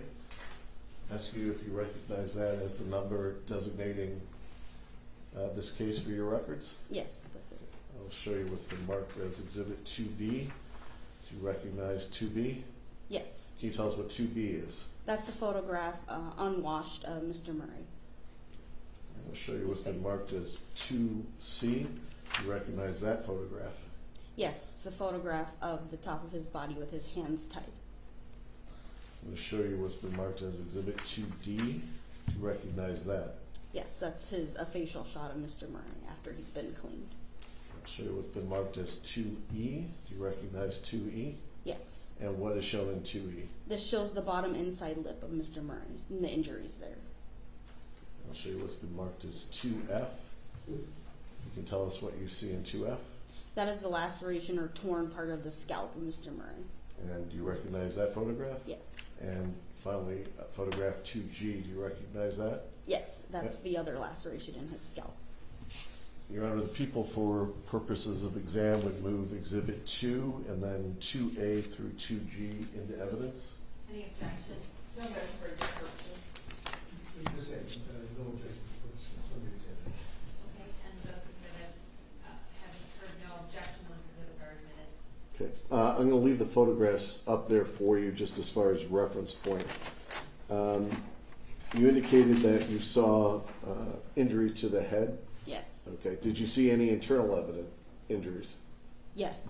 And what were the internal injuries that you saw? In the head, when we open the scalp, we reflect it back, and they call it subcutaneous hemorrhage. He had diffuse hemorrhage all over the scalp, and there's 2 muscles here that are also under the scalp that had hemorrhage in them. Or bleeding. Did you notice any fractures internally? Not, other than his jawbone, no. Okay. What about the neck area? Did you examine the neck area? Yes, I did. And can you tell us what injuries you observed, if any, at the neck area? On the neck, he has diffuse bruising from the jaw going down to about the collarbones and abrasions underneath all of what we call the strap muscles in the neck that connect certain bones to the head so you can move your neck. There's hemorrhage and all of that, bleeding. Underneath that, there's something called the hyoid bone, which sits a U-shaped bone that sits high up in the throat. Both sides of these bones are fractured. Okay. Had you ever seen crushing like that before? I have in other cases, yes. Okay. And what kind of force or pressure does it take to do that? The kind of force and pressure it takes is something specifically on the neck, which is why I list neck compression as the cause of death. It's something like a strangulation in your hands or your foot or your knee or some kind of object specifically placed on the neck and crushing it. That's the force it takes to break that bone. Okay. The photographs that you've identified, there's some injuries to the top of the skull. How would you say that was done by blunt force trauma? Yes, that's blunt force trauma. Is that consistent with using an object to create that injury? Yes. Is that consistent with using the butt of a gun to create that injury? Yes. For the cause of death, what did you determine the cause of death was? Neck compression. Okay, and when you're talking about neck compression, how long would it take for that compression to last to cause death? It depends on the state of the person. He's tied up. He's older. He probably can't struggle and fight back much. So I'd say a matter of minutes, like less than 10 minutes. I would say, if you're firmly holding onto the neck for a long period of time. And through your examination, was there a way to tell whether or not Mr. Murray was conscious and still breathing when this attack was taking place? He was conscious and still breathing up until the point he asphyxiates, however long that takes by the neck compression. I know this because the injuries to the face and the neck, he's still breathing and inhaling because in his lungs there's a lot of blood. And did you determine a manner of death? Yes. And what did you determine as manner of death? Homicide. The injuries that you saw of the blunt force trauma, I know we had talked about an object being used to cause it. Are those injuries consistent with somebody being stomped while they're on the ground? Yes, can be. Okay. Is there anything inconsistent from what you saw with somebody being stomped on the ground? No. I don't have any other questions, Judge. Thank you. Cross-exam. Let me just have one moment. Sure.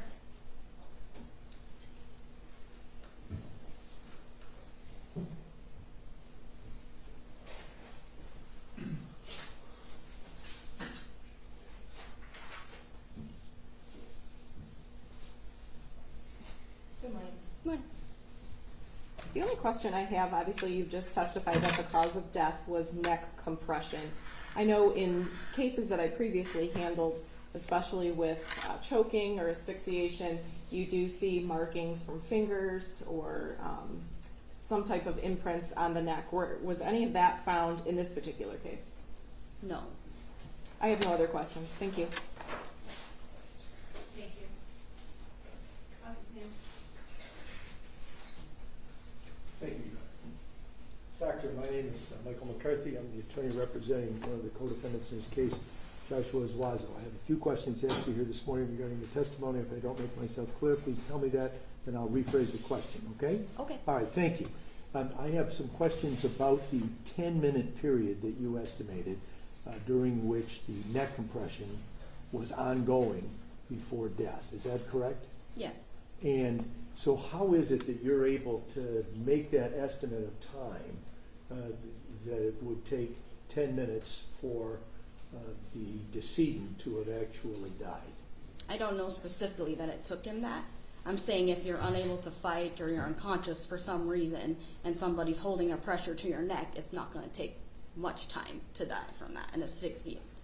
Would the fact that, and I noted in another part before you got to the cause and the manner of death in your report, you examined the heart of the decedent. Is that correct? Yes. And you noted that he had arteriosclerotic disease, advanced. Is that correct? Yes, he does. And so that puts a person, and this is a man who is 72 years of age, in a compromised physical condition, correct?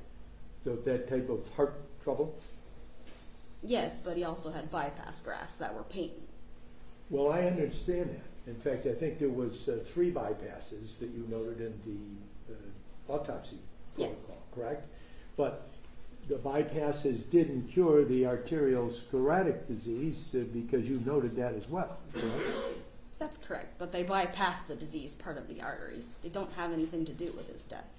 Okay, so you note that he's got this disease, but he's actually got a perfectly functioning heart at the time that October the 11th rolled around, the date of death. Is that right? Yes. Okay.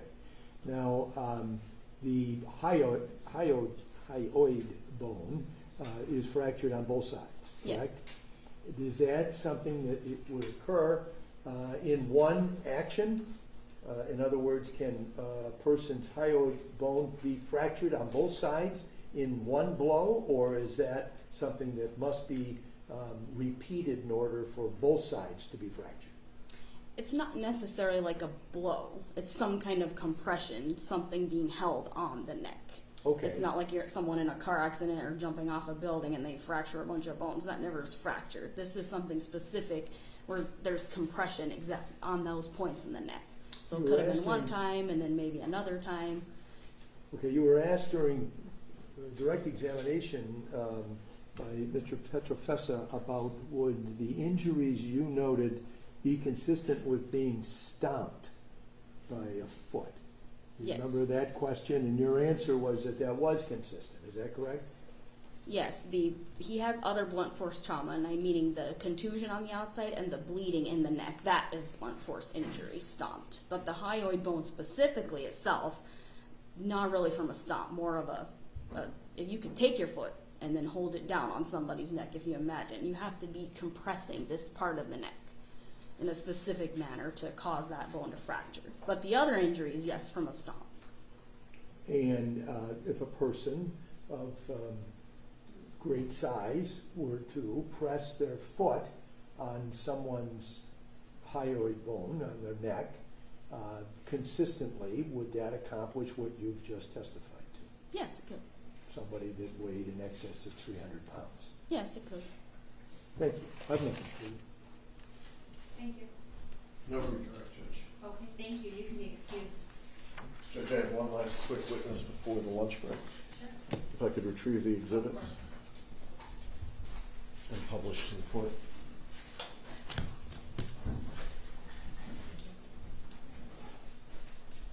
People call Danielle Diaz.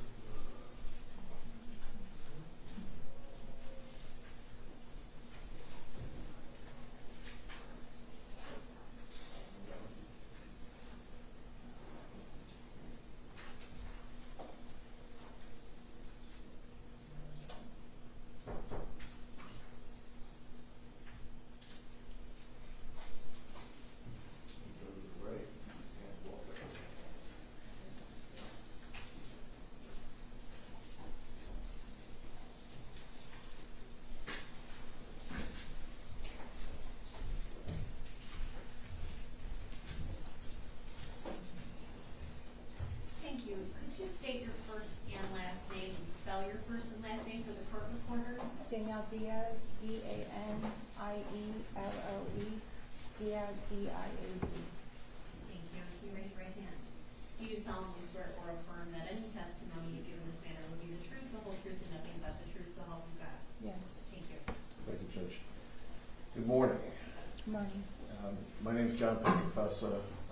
I don't think we've met before other than briefly in the hallway today. Is that correct? Correct. And you're here because you were required to by subpoena by the sheriff's office and the prosecutor's office. Is that correct? Correct. Okay. Can you tell us, do you know Carlos Hernandez? Yes. And can you tell us how you know him? He is my son-in-law, Okay. Who is he married to? my daughter. And do you know Joshua Zuazo?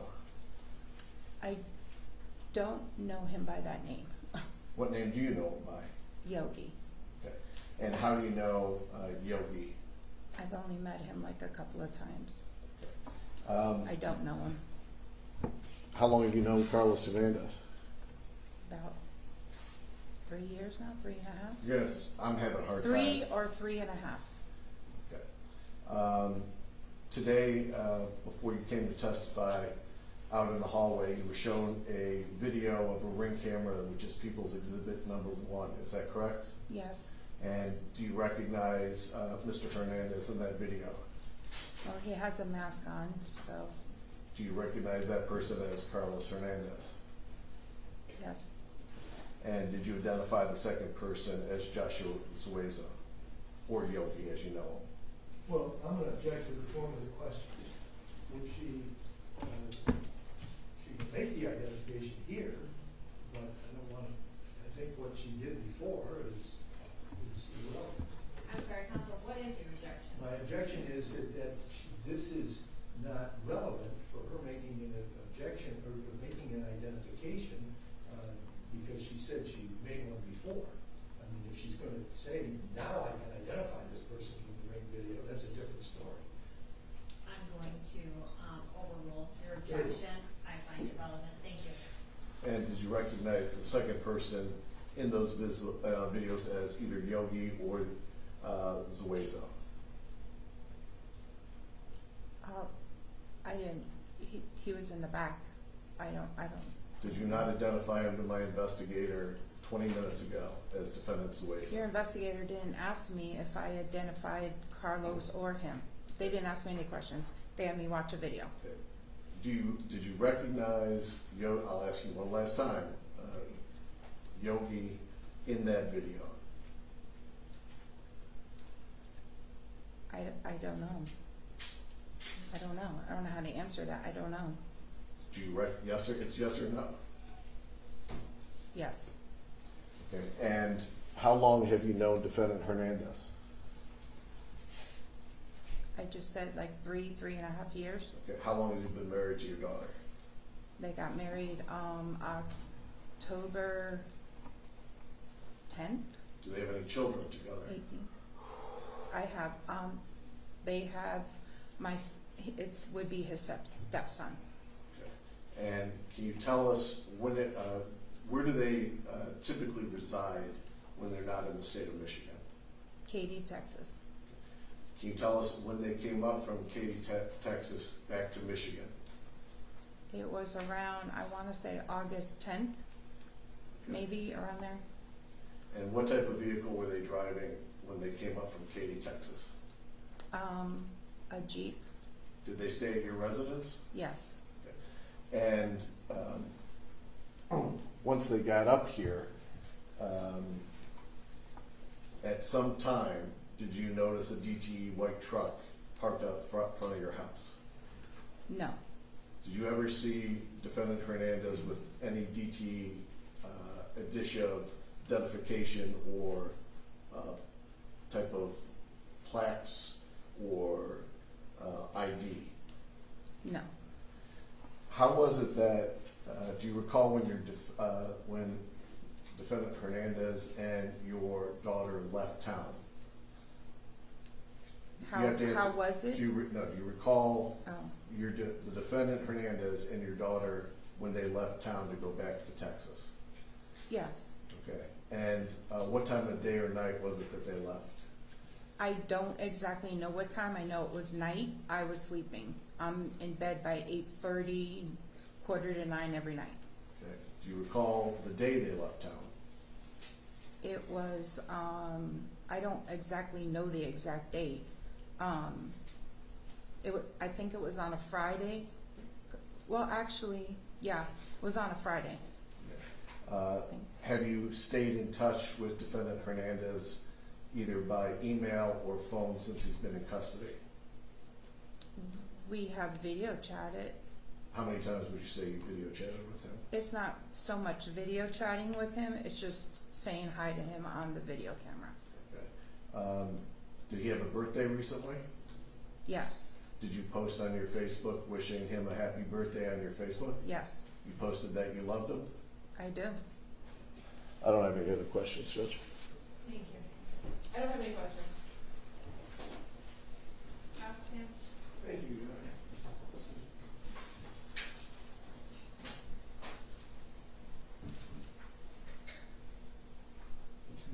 Hernandez, is that correct?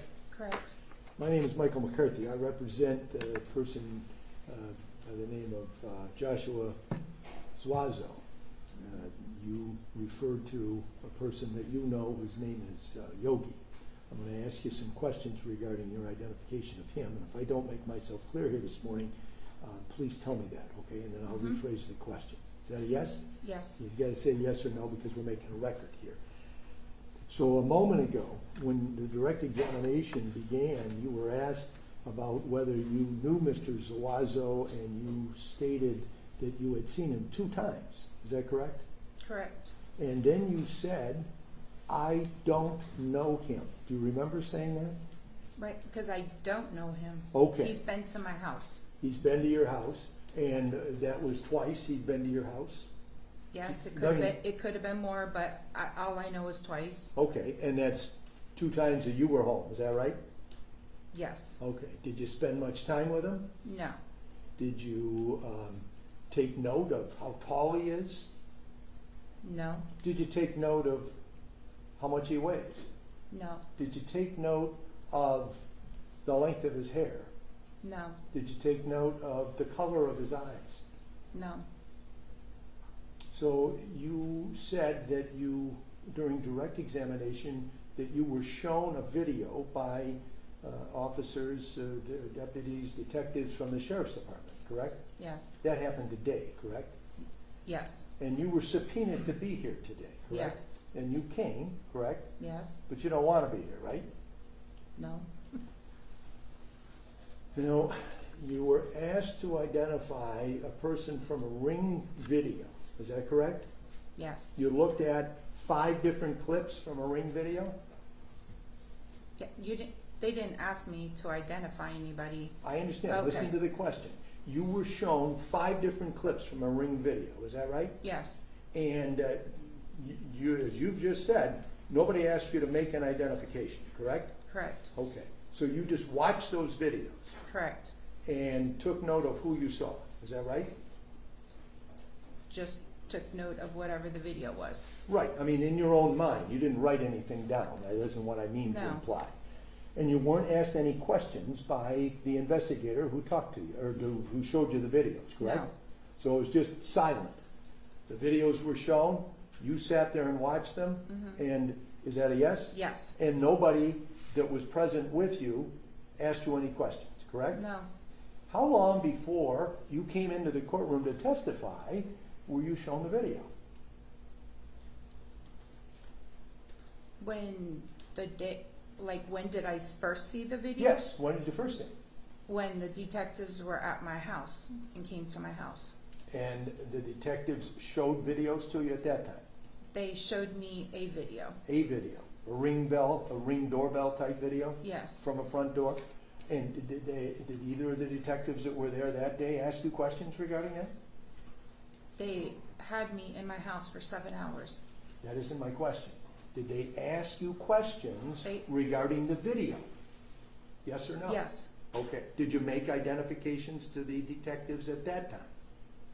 Yes. Did you identify Mr. Hernandez? I said it looked like Carlos. What about your identification of the second person shown in the video? They didn't ask me. You were not asked any questions regarding that individual, is that No. correct? No. Okay. So then today you were shown the video again? Is that Yes. a yes? And that was where there were no questions being asked of you. It was just a silent showing of the video. Is that right? Yes. And that refreshed your memory of what you saw during October when the detectives came to your house and spent 7 hours with you. Is that right? Yes. Okay.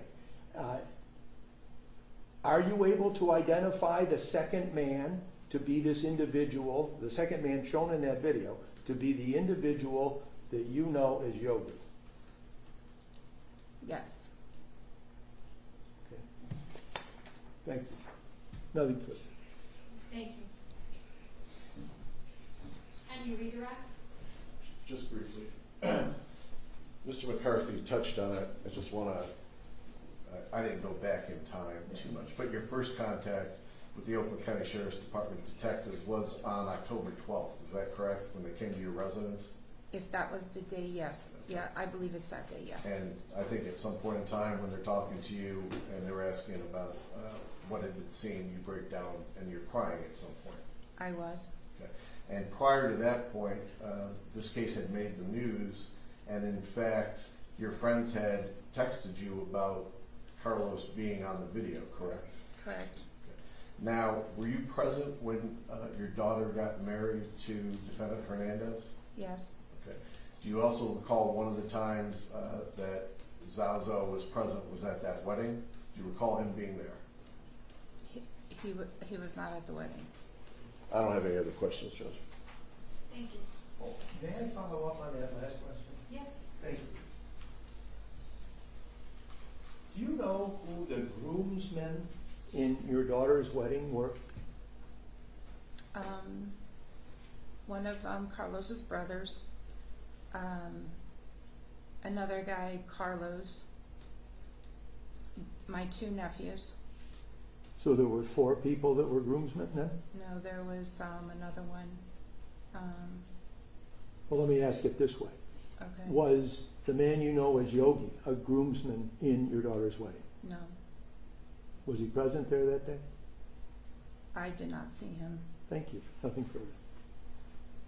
Thank you. Nothing else for this witness? Thank you. You can be excused. Thank you.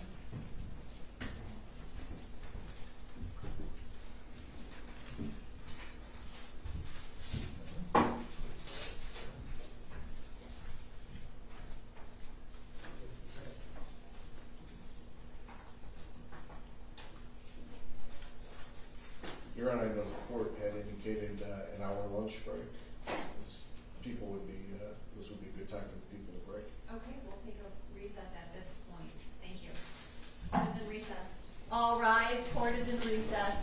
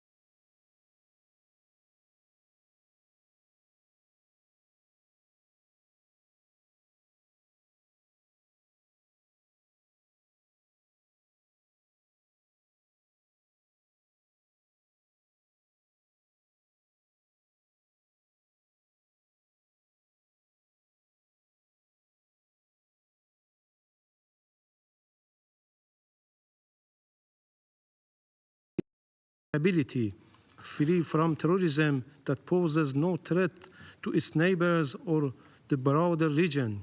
The Syrian people deserve peace, dignity, and the chance to rebuild their nation free from external interference. The international community must collectively support Syria's unity, sovereignty, and reconstruction, ensuring the rights of aspiration of all Syrians are upheld. Seventh, Iran has consistently played a pivotal and constructive role in promoting regional peace and security, paying a heavy price both in material and human cost in fight against terrorism in Syria and the wider region. This undeniable reality cannot be overlooked. For years, Iran has provided legitimate support to Syria in its fight against terrorism, acting upon the formal and unlawful request of the then Syrian government. Without Iran and the Hezbollah decisive efforts and sacrifices, Syria would have fallen entirely under the control of Daesh and its affiliated terrorist groups, with their influence potentially extending into Lebanon. These efforts also played a critical role in bringing to end to Daesh control in both Iraq and Syria.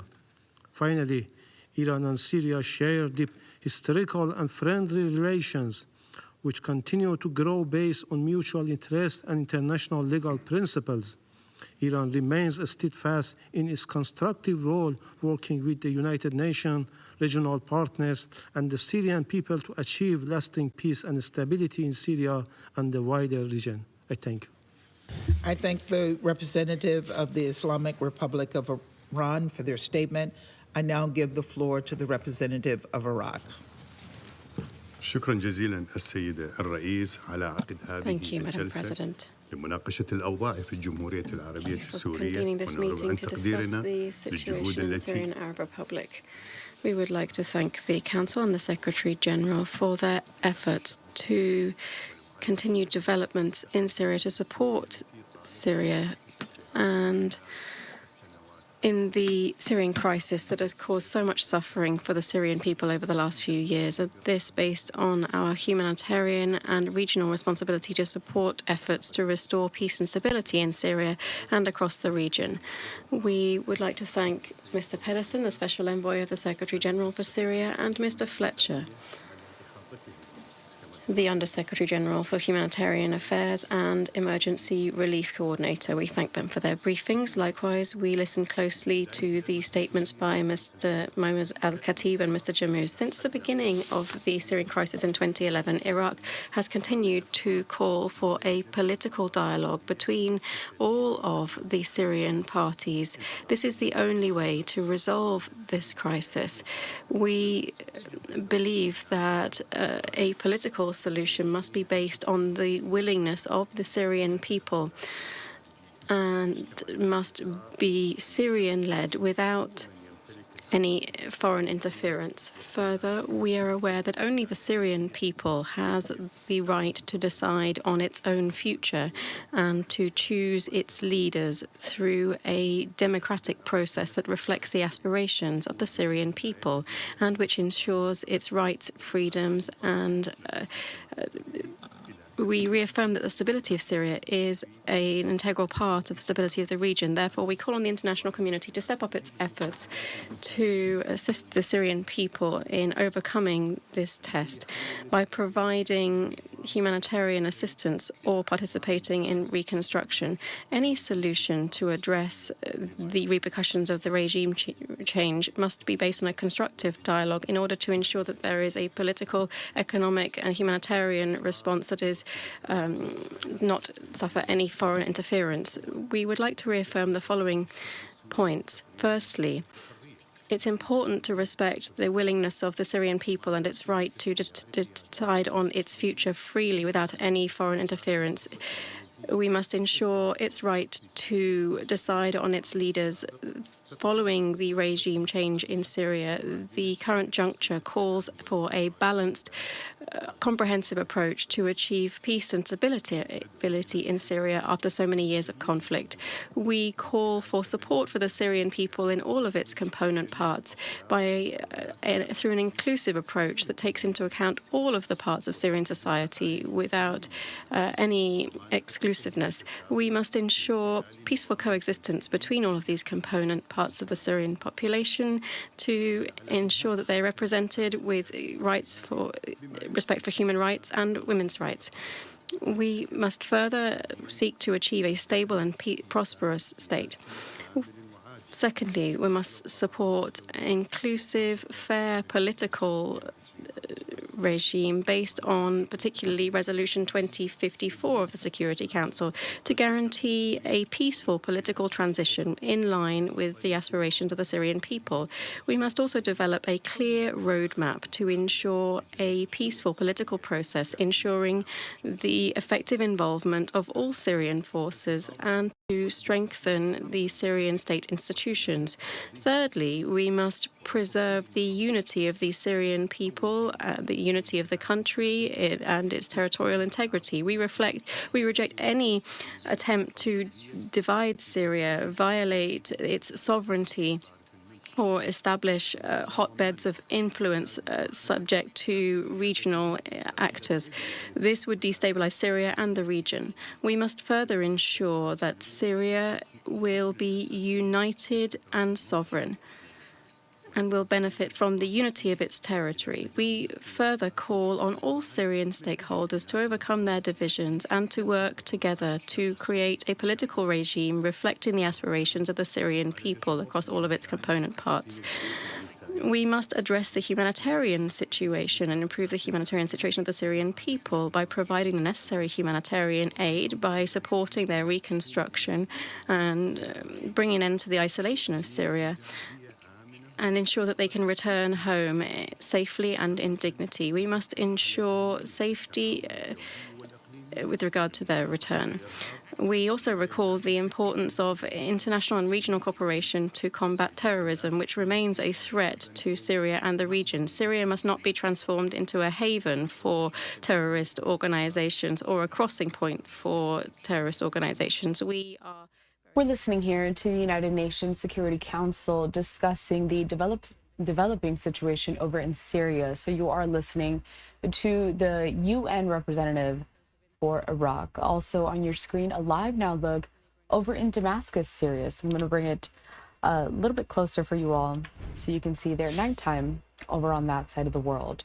And then we also had a live look on your screen of the podium that is set. We are expecting a State Department briefing to get underway at around 1:15 p.m. Eastern Time. That'll be 10:15 Pacific, so we'll bring it to you live as soon as it starts.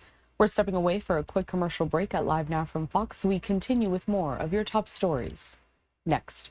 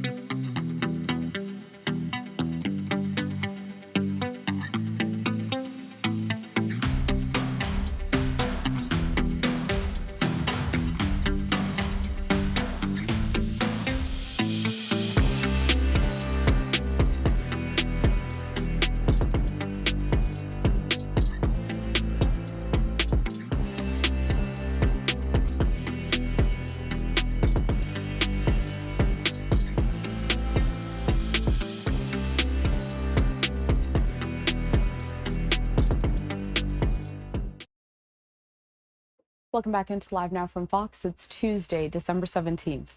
I'm your host, Carl Lahara. I want to bring you this, a Live Now look over in New York City, where just moments ago we brought you the big breaking news that the alleged Gilgo Beach killer has been charged with a 7th death. So this happening earlier today, suspected Gilgo Beach serial killer Rex Heuermann charged with the 7th murder in the killing of Valerie Mack. The partial skeletal remains of Mack were found in a wooded area in Menorville back in September of 2000. Heuermann was arraigned in Suffolk County Court on a superseding indictment, adding a new charge of second-degree murder. Now, we did hear some comments from the defense attorney for Rex Heuermann, and we'll bring those to you a little later on in our programming. Also in New York right now, underway is the UN Security Council discussing the developing situation in Syria. A Live Now look that we also have over in Damascus. Now, you may remember that over the weekend, U.S. Secretary of State Antony Blinken wrapped up perhaps his last Middle East visit as America's top diplomat, with the aim of preventing Syria from spiraling out of control after the sudden ouster of President Bashar Assad. Blinken was one of several senior U.S. officials traveling across the region in the Biden administration's final weeks amid deep uncertainty in Washington and abroad over how Donald Trump will approach the Middle East when he takes office in January 20th of 2025. Let's listen into more of the comments being made at this UN Security Council. And right now we are seeing that the representative of Turkey is speaking.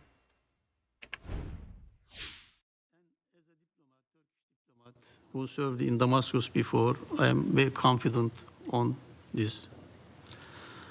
A credible and legitimate transition, a Syrian-led and Syrian-owned process will require bold, inclusive, and determined steps towards national unity. Inclusivity must lie at the heart of Syria's future. A new Syrian government must reflect the voices of all segments of society. This is not just a moral imperative, it is a strategic necessity. Only an inclusive and representative political framework can foster the long-term harmony required to build a united Syria. Equally, the territorial integrity of Syria must be safeguarded under all circumstances. The fragmentation of Syria would not only jeopardize the country's future, but also destabilize an already fragile region. A united Syria must emerge as a place where all its people can coexist peacefully without fear of sectarian strife or discrimination. Respect for all segments of society and the rejection of sectarianism must remain guiding principles. Madam President, for over a decade, Turkey has stood by the Syrian people, offering unwavering support to both those within Syria and the millions forced to seek refuge beyond the borders. Turkey has hosted 4 million Syrians, providing them with safety, education, and livelihoods. This is not just a testament to Turkey's solidarity, but also a recognition that Syria's stability is critical for the stability of the region. The international community must now match this commitment. The devastation brought by years of conflict cannot be overcome by Syrians alone. We need swift actions in the political and humanitarian fields. The matter of sanctions needs to be addressed. This is essential for a self-sustained, functioning state. A comprehensive recovery plan, supported by international assistance and resources, is urgently needed to alleviate suffering, rebuild the infrastructure, and create conditions for the safe, voluntary, and dignified return of millions of displaced Syrians. Turkey, for its part, has already reactivated its embassy in Damascus as a step toward fostering a constructive dialogue during this transition. Madam President, stability in Syria cannot be achieved without addressing the persistent threat of terrorism. Syria must not become a haven for terrorist groups that exploit the transition period to further their agenda. In particular, PKK, YPG, and the so-called SDF and its affiliates remain a grave threat not only to Syria's unity and security, but also to Turkey's national security and the broader region. Their attacks, including those targeting Arab-majority regions, such as Raqqa and Deir ez-Zor, highlight the urgency of eradicating these groups to ensure the safety of all Syrians. While the transitional process must be Syrian-led and Syrian-owned, it cannot include actors like PKK, YPG, SDF, whose actions undermine Syrians' territorial integrity and stability. Turkey will continue to take preventive measures to protect its borders and prevent these groups from exploiting the situation on the ground. Madam President, Turkey remains deeply committed to Syria's sovereignty, territorial integrity, and prosperity. Israel's ongoing actions and attacks seriously undermine the efforts to bring stability in Syria. These illegal actions and attacks cannot be explained by any legitimate security concern and unacceptable. So this Council should react accordingly. Over the years, we have actively engaged in dialogue with regional and international partners, including through recent meetings in Doha and Aqaba, to ensure that the national reconciliation and the transitional process aligns with the principles of inclusivity and stability. Finally, the international community must not turn a blind eye to the atrocities committed by the Assad regime, exemplified by the horrific images emerging from Sidnaya prison and the Damascus region. Justice and accountability are essential to healing the wounds of the Syrian people and ensuring that such crimes are never repeated.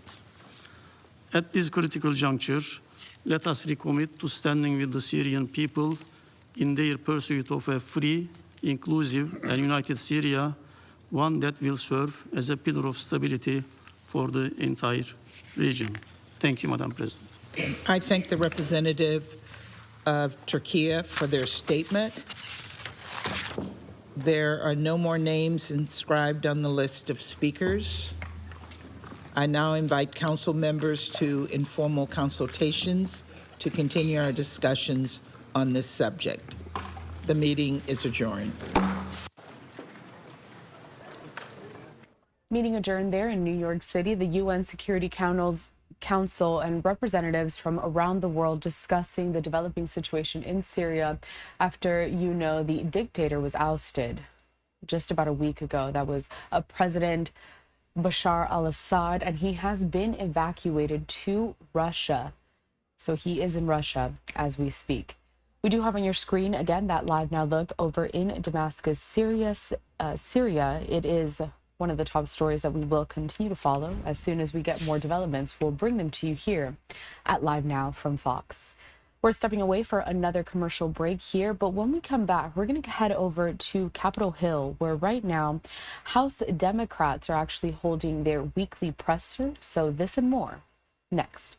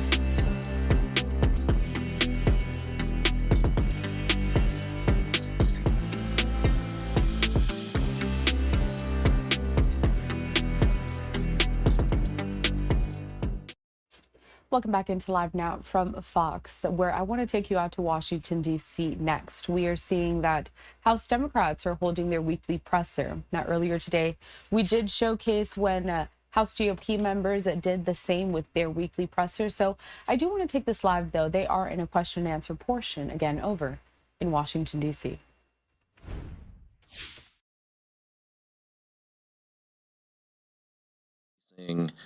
Jobs and vital services that the American public relies on. So we will speak out against those policies that hurt our communities. But we're going to listen and have conversations about efficiencies and making government more efficient. I was a mayor of a medium-sized city and have spent a lot of time, going over details and trying to find efficiencies where we can. My colleagues behind me have been in government collectively for decades at different levels, and that's who we are and what we stand for, and we're going to continue to do that. It's important that it's important that if we really have representative government, everybody's at the table and everybody's had different perspectives. So there may be things that people are thinking about cutting, or they sound stupid, or they want to eliminate, but because they've never worked on the program, they don't understand the implications. So having people of different backgrounds and different perspectives in the same room at the same table is healthy. And I have had, I'm not going to name names, I have had very real conversations with people about manufacturing, or that they're like, I didn't know that. I didn't know that. So I think it's good for people to talk to each other, to listen to each other. 2 ears, 1 mouth for a reason. And so we should hope that as we go into the next year, tariffs is a good example where I remind my colleagues, tariffs are a tool in the toolbox. We need to listen to each other. And the other side can learn from us, we can learn from them. Last question. Realizing that you still want to see the details of the CR, but Republicans came out of their conference meeting talking about $10 billion for farmers and around $100 billion in disaster aid. Does that sound like the kind of deal you're looking for? We look forward to the details of these packages. As Co-Chair Trahan also mentioned, there's important pieces that aren't necessarily funding related, like additional authorities that we want to continue that are helpful and important. So nothing is final until everything is final. We want to see the details of this package, and so I think that's how we're going to approach it. But important priorities like disaster, like healthcare, like help for farmers, like disaster assistance, those are going to be the pieces, the components of this deal. We want to make sure that the numbers are right. We're going to have to see what the numbers are. But we've read the public reporting as well, and I think that tracks with the reporting that we've seen. We just look forward to seeing it in print, and I hope that Speaker Johnson puts this out soon so we can vote and enjoy our holiday time with our family. So the last point, we spend a lot of time here together. I want to thank you for everything this year, for working with us, for being the individuals responsible to help tell that story. You folks in this room exercising, ensuring and protecting the First Amendment. We won't always agree with what you write, every letter that you write, but we appreciate the work that you do. And it's incredibly important that you continue to do that work in the new year. So recharge and refresh. It's going to be a busy year. We thank you for the partnership in this, and look forward to seeing you all in the next year. Thank you. Thanks, sir.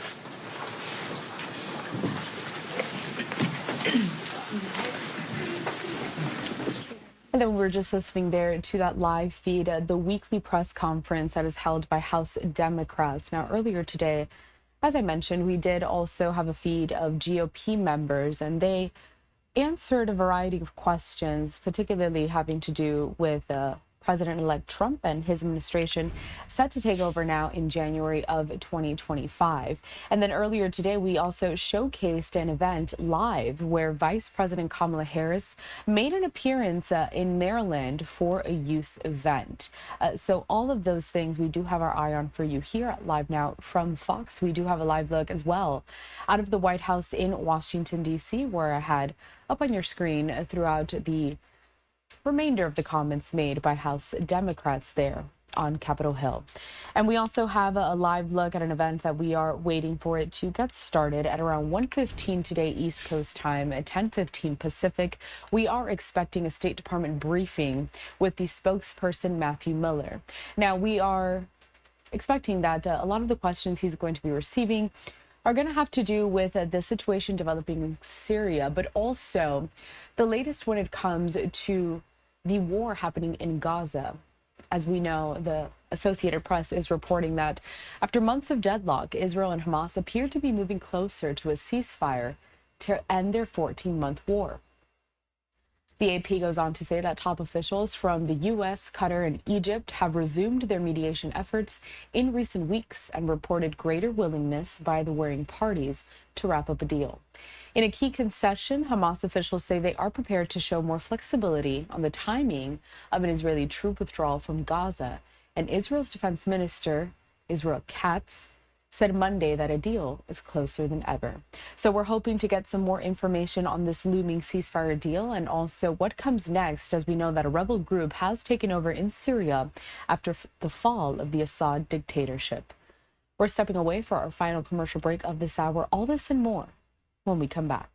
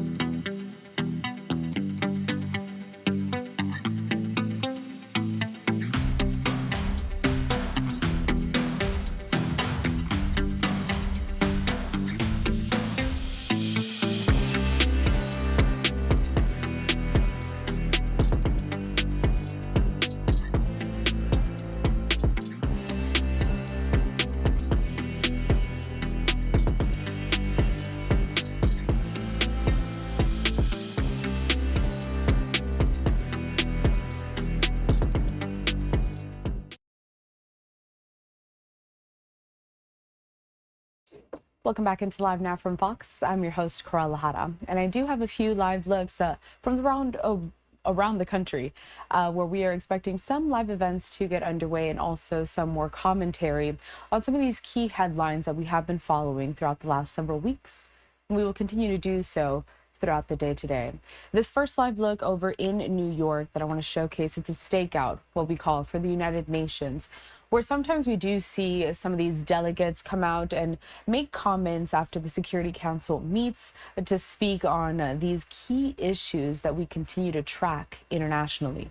We also have a live look over in Washington, D.C., where a State Department briefing is set to get underway in about, I would say, 20 minutes or so. They're usually very prompt, so we'll bring it to you as soon as it gets started. They do these mic checks ahead of time, of course. But let's get back over to New York, where we still have a live picture over in the downtown skyline there, a gorgeous shot. But I want to tackle some big breaking news that we had earlier today.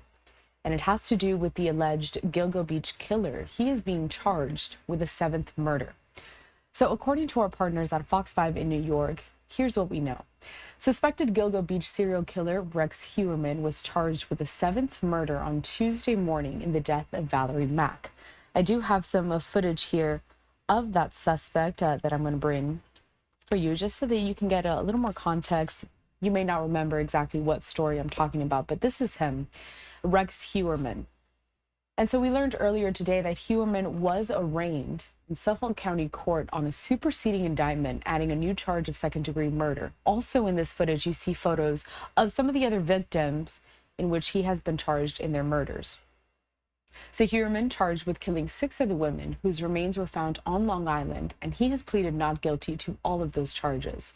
Valerie Mack, who is the latest victim for which Heuermann was charged with her murder, her parents didn't speak at a press conference that we held earlier today.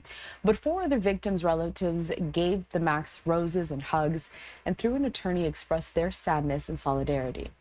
Valerie Mack was 24 years old and worked as an escort in Philadelphia under the alias Melissa Taylor.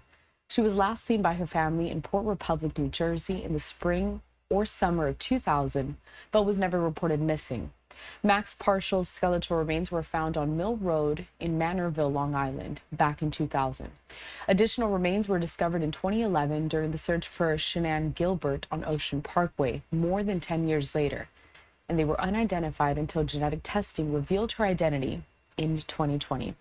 Now, we did showcase that full press conference featuring some of the attorneys that are representing the families of these victims, but what we didn't get to were the comments made by Rex Heuermann's defense attorney himself. That happened a short while after.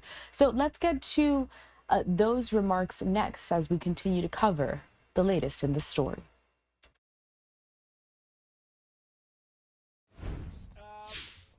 Start with questions. You guys were all there this morning, so I'm happy to answer your questions. Did the district attorney already have his press conference? Yeah. Okay, so I'll just answer your questions. No questions? All right, we'll see you later. Just your reaction to the new charges. Well, in some ways, we had expected that there would be additional charges based on the 5th and 6th indictments, or I should say victims. I know that the district attorney is trying to put closure to these victims, and when I saw that the 5th and 6th came forward, which quite frankly I don't think had any relationship in MO to 1 through 4, and I hate referring to these young ladies with numbers, but for now we can talk about it that way. I had expected that. So I know that we just dipped into some of these remarks that were made earlier regarding the defense attorney for Rex Heuermann, and I promise we will get to them a little later on in our programming. But here at Live Now from Fox, we do like to prioritize live events and big breaking news and all of the coverage that surrounds that.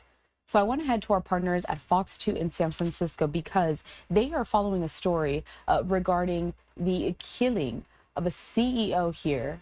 And I have some of the news that is coming out. A jury reaching a verdict in the trial for Nima Momeni in the slaying of the Cash App founder, Bobby Lee. So let's head to our partners over at Fox 2 in San Francisco. They've got you covered with this breaking news story.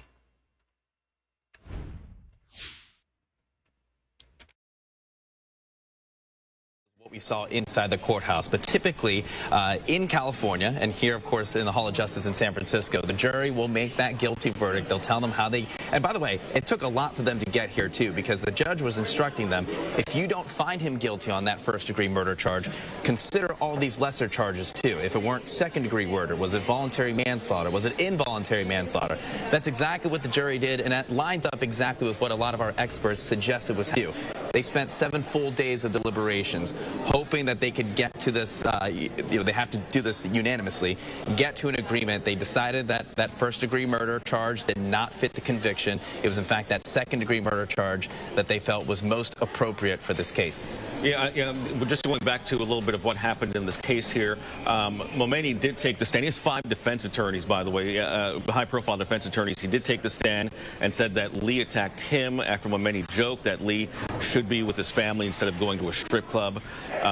These are some of the moments that Momeni described on stand here, just going back. He was combative with the prosecutor in that case, and we heard from Joseph Tully from Tully and Weiss just a moment ago, usually going in front of a court when you take the stand and becoming agitated is not really a good sign in his experience as someone who takes on cases similar to this one.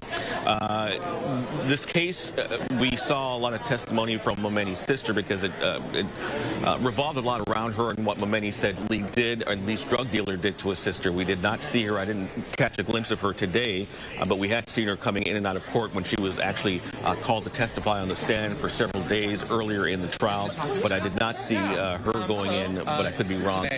We are waiting for Henry Lee to come out to talk a little bit about what's going on in there. But going back to what we talked about a little bit, the defense also had a retired San Francisco inspector on the stand who told the jury that it was reasonable to believe that Lee was the initial agitator, saying that actually I just got word that we have Henry Lee now, that we can talk to him about exactly what happened in the court. Henry, if you can hear me, can you tell us a little bit about what happened inside the court when the verdict was read?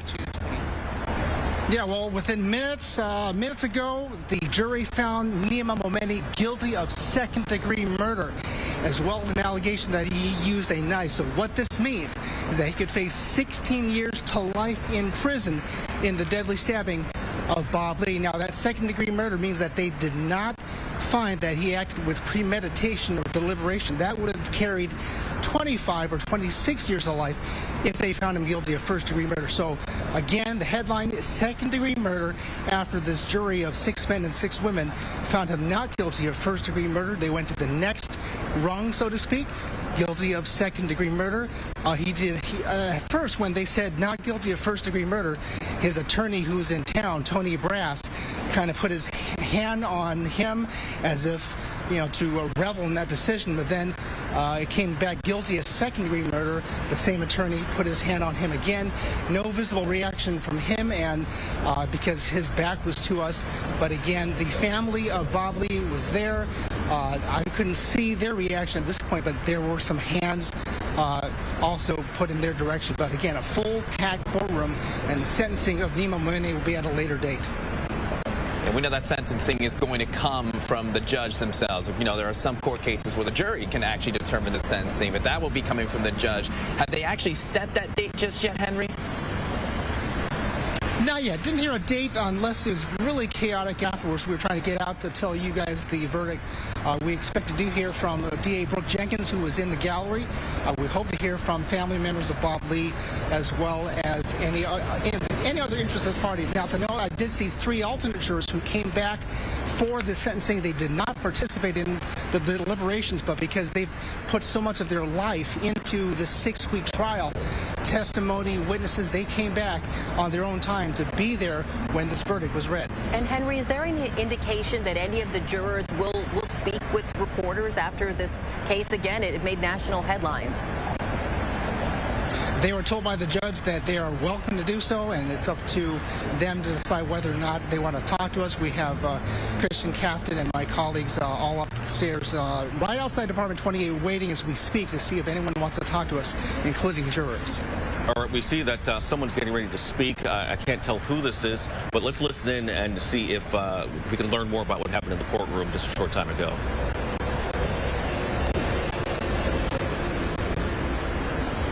All right, while we work that out, we do have Michael Cardoza, our legal analyst, to talk a little bit about this verdict. Michael, if you could we'll put him away for a long time. It's just, this case was extremely hard to prove because it was just Nima's word versus my brother's word, which he's not here to be able for anybody to be able to hear those words, right? And they were able to get it knocked down to murder 2 or whatever, but it is what it is. We're extremely thankful to the district attorney's office. We're extremely thankful for the juries. We think justice was done here today. Why do you think the jury decided what it did ultimately? What was the... So the jury only sees a small slice of what was presented within the courtroom. They weren't privy to all the information that we were, that the press was, the rest of the world was in this case, meaning that they didn't understand the context that was around that, and that's just the nature of what happens within a criminal trial, right? But we know what happened here. Right? We think he had the intent to murder. The jury felt like he did not have the intent coming into that situation. But what matters today is that we had a guilty verdict and that Nemo Meni is going away for a very long time. And that us, the family, and Bob's kids will not have to see him on the street. Right? It's been a very, very crazy ordeal. It's been so hard to be able to live through all of this. And we're pleased that we're able to move past this part of this chapter in our life. There's still more of the book to go on, but we're pleased with the verdict today. Do you have any thoughts on sentencing? Any thoughts? The sentencing, as I've said through this, actually, I do not know what the maximum is for murder 2, but obviously we think that's true. The intent, what we wanted the outcome for this trial to be, doesn't matter whether it's murder 1 or murder 2, it was that Nemo Meni is not, that Bob's kids do not have to see him on the streets again, right? And we think that that's a possibility here. What would murder 1 have done for you that murder 2 doesn't? You know, it's a great question, and I don't know. Like longer sentencing, yeah. Everybody, this is Dad, by the way, and Krista, all of us standing here together. What has the last week been like waiting for this jury? Everybody's made a big point of how long it's taken. It must have been difficult to wait this long. Yeah, this has been one of the most difficult weeks of our lives that was preceded by the next most difficult week of our lives, which was preceded by the next most difficult weeks of our lives, and all the way back for the last 18 months. This has been an extremely hard process to be able to try and get through and to just live through, right? We're happy this part's over, right? And we're happy it's a guilty verdict, and we're very thankful to the jury and the district attorney and the police of San Francisco. Where did your family go from here? What's next for you? So our family tries to start healing from here. And so what's happened over the last 18 months is this has been an open wound with our family, right? And it's been so difficult because just the scrutiny and and just all of the context that has been around this has been extremely hard for us. This marks a point where we know that Nemo Meni now is being held accountable for his actions, and so now we can start healing and trying to come together more as a family to try and not move on from this, because I don't believe that's possible, but at least try and get our lives to a place where it's not something new and horrible every day. With all this anything that you can say to them, were you at any point fearful that he would not be comfortable? Of course, yeah. It's the nature of a jury trial, right? And that the longer it went on, the more we were pensive about what was going to happen in the room today. And we're glad they came to the right conclusion, and I'm glad they took the time to be able to come to that conclusion. Because if they would have rushed and done something else, that would have sucked.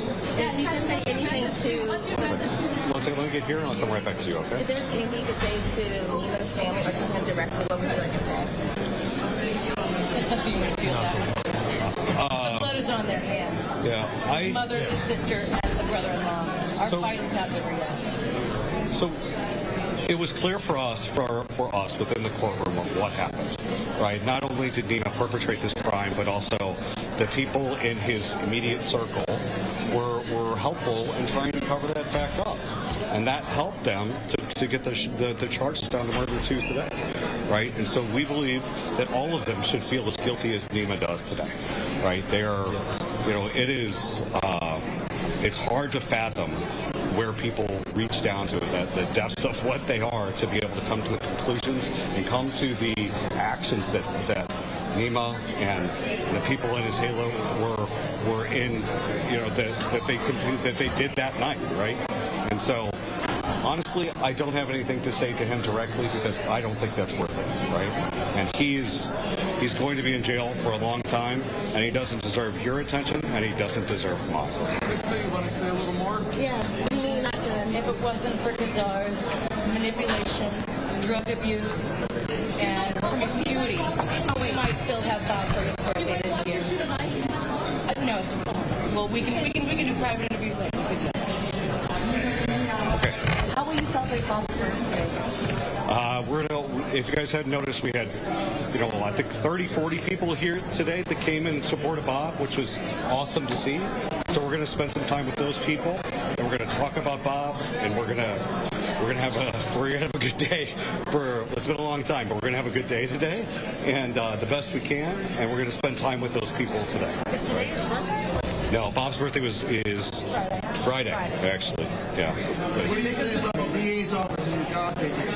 I think they did a great job. I think it was a very difficult case to prove in this day and age, and I think they were up against a raft of lawyers and a very high-powered defense team that was a very expensive and very media-friendly defense team, and I think they did a great job at doing that. And they were with us every step of the way. You know, Dane and Omid were very, very they were supportive of us and very empathetic towards our family and helped keep us informed throughout this whole process. And as much as a bad process as this has been, they made it better. Can you take us to the moment you heard the words guilty? My heart just like I don't know. I had like just all of the emotions at once, I guess I would say. You know, the way that procedurally where they said not guilty on murder 1 and then they said guilty on murder 2, that may have been, I thought I was having a heart attack, I gotta say. Do you think justice will serve? As much as it can be, right? I know for a fact I'm never going to have my brother back, but this is the best of all worst outcomes, right? And so this is where we are today, and all we can do is move forward. Legal action, civil suit, anything like that? We currently are talking to other attorneys to make that a reality, or see if that's a possibility at this time. I'm not a lawyer, but we'll take the advice of other lawyers to make that happen. Yes. Okay. All right, one more question, and then we're gonna. Or not? Okay. I'm gonna go be with the family. Thank you. It's my first name is actually Timothy, but I go by Oliver, Oliverlee. And Krista, all Thank you, Kurt. All right.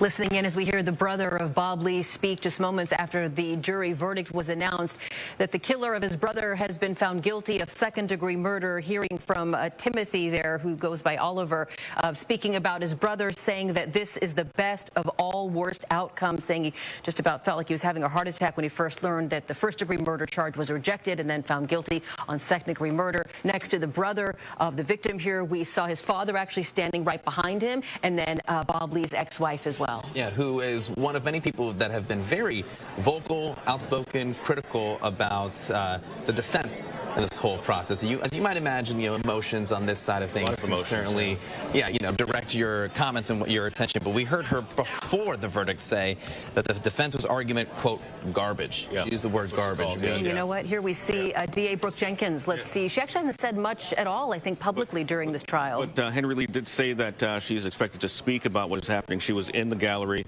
as this case was underway. Let's listen in right now. Good morning, everyone. I know you just heard from the family. I have to say that we share the relief in this verdict. We truly want to collectively thank the jury for their service. We know that this was a very long commitment of their time, that there was a lot coming at them as far as evidence, and the fact that they took the time that they needed to deliberate and reach this verdict means a great deal, not only to us, but as we know, most especially to this family. I have to right now sing the praises of the two attorneys that handled this case from my office, Omid Talai and Dane Reinstedt.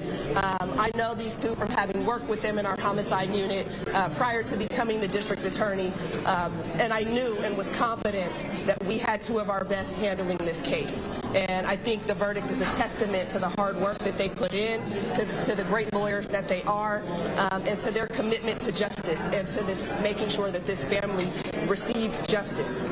I also want to thank the San Francisco Police Department, Sergeant Brent Dittmer, who was assigned to this case, to our staff who helped to further the investigation, to our victim advocates who stood by this family during a very tumultuous year as they waited to get to this point. But it took a team effort for us to get here. This isn't just our office. It isn't just the police. It's all of us collectively working together to bring justice to families each and every day. The other thing that I want to say is I think that hopefully now we have once again established what truly happened happened here. We all know that after Bob Lee was murdered, Elon Musk took to Twitter to make an effort to really shame San Francisco and to make it seem like this was about lawlessness in San Francisco and about what's going on out in our streets. And we knew it was something different. And I think today proved once again that we are a city committed to accountability. We are a city committed to public safety, and that when something bad happens, which we can't always control, that law enforcement at every level will respond to make sure that there is justice and accountability in each and every situation. And so, again, we just want to thank this family that put their trust in us, the communities across San Francisco that put their trust in law enforcement, both the police and my office, to make sure that we had accountability in this case. And so that's all I have. Thank you. All right, District Attorney Brooke Jenkins there talking about the case, who was in the courtroom in the gallery. She recognized the two attorneys who helped prosecute this case and shared her relief about the jury's conviction on second-degree murder against Nemo Momeni in the murder of Bob Lee, the Cash App founder who was killed in San Francisco in April of last year. And she also made a point to say that this highlights that San Francisco is not a lawless, area, which was apparently highlighted after Lee's killing last year. And she wanted to use the case and the result of this case to refute what Musk said last year when this pretty stunning incident happened. Let's listen to some more comments coming in from those who were in the courtroom. To this case, making me and Dane's job fairly easy. We're grateful. We're happy with the verdict. Are you Mr. Momeni's attorneys are already saying that they're planning an appeal and prepared to fight off any potential appeal down the road? Appeals are standard anytime we get a conviction in any case. And so this is just customary practice. Any defense lawyer worth their salt is going to file an appeal of any conviction. And so we are prepared to respond to that. We have a very strong writs and appeals unit in my office who I have great confidence will do everything that we need to sustain this conviction. Does your office expect an appeal to this conviction? Yes, we expect a motion to appeal the conviction to be filed, as happens in almost every case for which we receive a guilty verdict at trial. So this is just customary practice. Listening in here as we are hearing from DA Brooke Jenkins, we haven't really heard much from her publicly through the course of this trial, and here she is speaking. She said her office shares the relief that is felt by Bob Lee's family with the arrival of this guilty on second-degree murder verdict. She thanked the jury, noted their long weeks of service. She also praised the two attorneys from her office, as well as the handling of this case from SFPD and the work of the Victim Services Division here. She also mentioned something that, typically does happen, that is an appeal. Clearly, her office is ready for that. Interesting to note that when we heard from the brother of Bob Lee, he was asked, is the family considering any sort of a civil suit? And the brother certainly did leave that possibility open. So we'll have to see if this case takes some more twists and turns. Again, this is a second-degree murder case. Let me just go over the details real quick. This is the defendant intended to harm or kill the victim. There's lack of premeditation in this case. Second-degree murder is a lesser charge than first-degree murder, but more severe than the voluntary manslaughter charge. So in California, second-degree murder is punishable by 15 years to life in prison. Some examples of what that means is shooting someone in a fit of rage during an argument, killing someone during the commission of a dangerous felony, or firing a gun into a crowded stadium. Those are the type of things that would get you second-degree murder. So what we're seeing here is the jury found that Nemo Momeni attacked and killed Lee in some sort of fit of rage, perhaps, but it was not premeditated. They did not plan this out in advance before it happened. And the prosecutors you just heard on the case say that they're still happy with that because they still get a conviction and a sentencing that could be up to life in prison here. And you touched on this a little bit earlier, Andre. Momeni had a 5-person attorney team of high-profile celebrities out of Miami. There were 2 prosecutors on this case, so certainly heavy lifting for them. Yeah. We have Henry Lee now live, who has been covering this court case, covering the trial since the day it started. Henry, can you talk a little bit about what it was like seeing a 2-person attorney prosecution team versus a 5-person high-profile defense team kind of battling this out in court? Yeah, these two attorneys, as D.A. Brooke Jenkins, the two prosecutors have a lot of experience with homicides. They were up against a 5-person team. 3 attorneys from Miami, 1 from L.A. and 1 from San Francisco. Tony Brass, he was the only one of the attorneys who was physically in court. The other came back. Other were appearing through Zoom. Now, I mentioned earlier the work of the jury. I ran into the jury just now. They were coming up behind us, and they did not want to comment. Now, the jury, 4-person, in fact, was the one that I've seen raise his hand with many, many questions that he wrote on pieces of paper he handed for the judge. So this jury has been working very diligently, very hard. And that is the latest for now. The jurors do not want to comment at this time. All right, we want to get back inside the courthouse halls. We were just listening a moment ago to the mother of Nemo Momeni, I believe. She was just speaking. We're going to try and turn that tape of what she just said just a moment ago about what happened in court, about the conviction of Nemo Momeni in this case. You know, when I heard Oliver Lee speaking a moment ago, I thought it interesting that it was supposed to be Bob Lee's.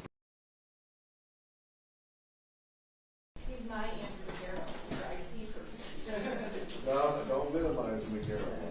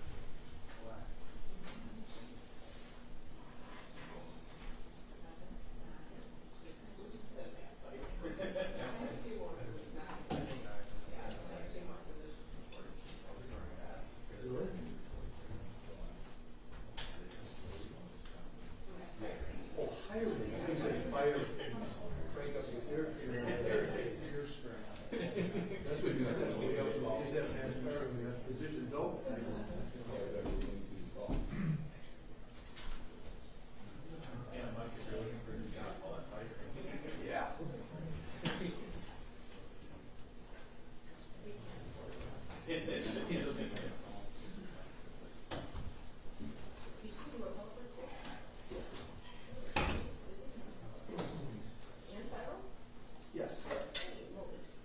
But you know,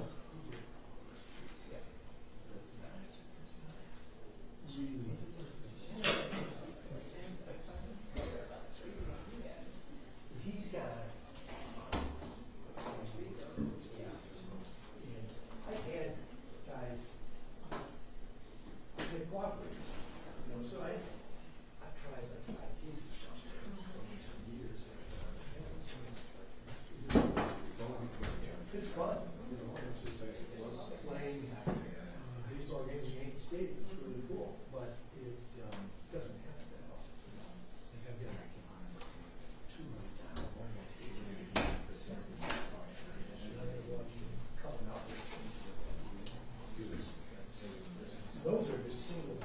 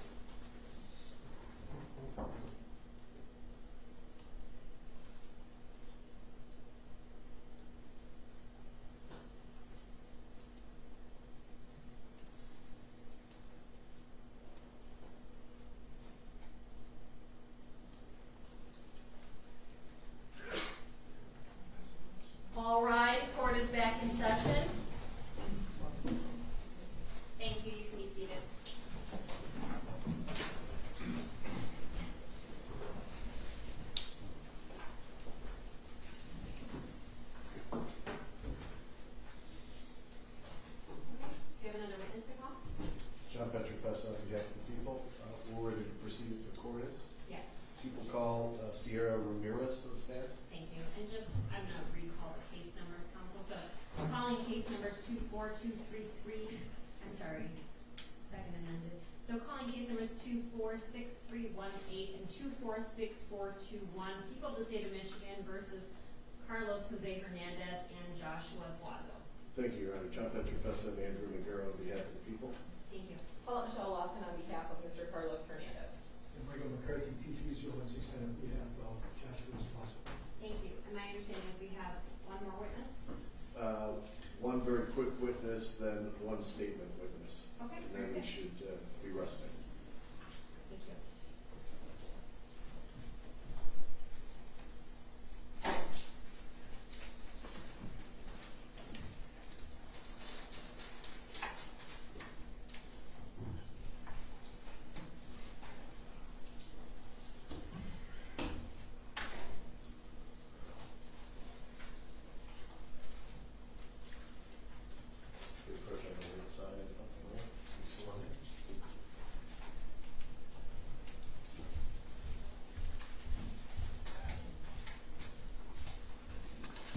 Hello, your name for the record. Sierra Ramirez. Thank you. Can you spell your first and last name for the court recorder? First name Sierra, S-I-E-R-A. Last name Ramirez, R-A-M-I-R-E-Z. Thank you. Can you raise your right hand?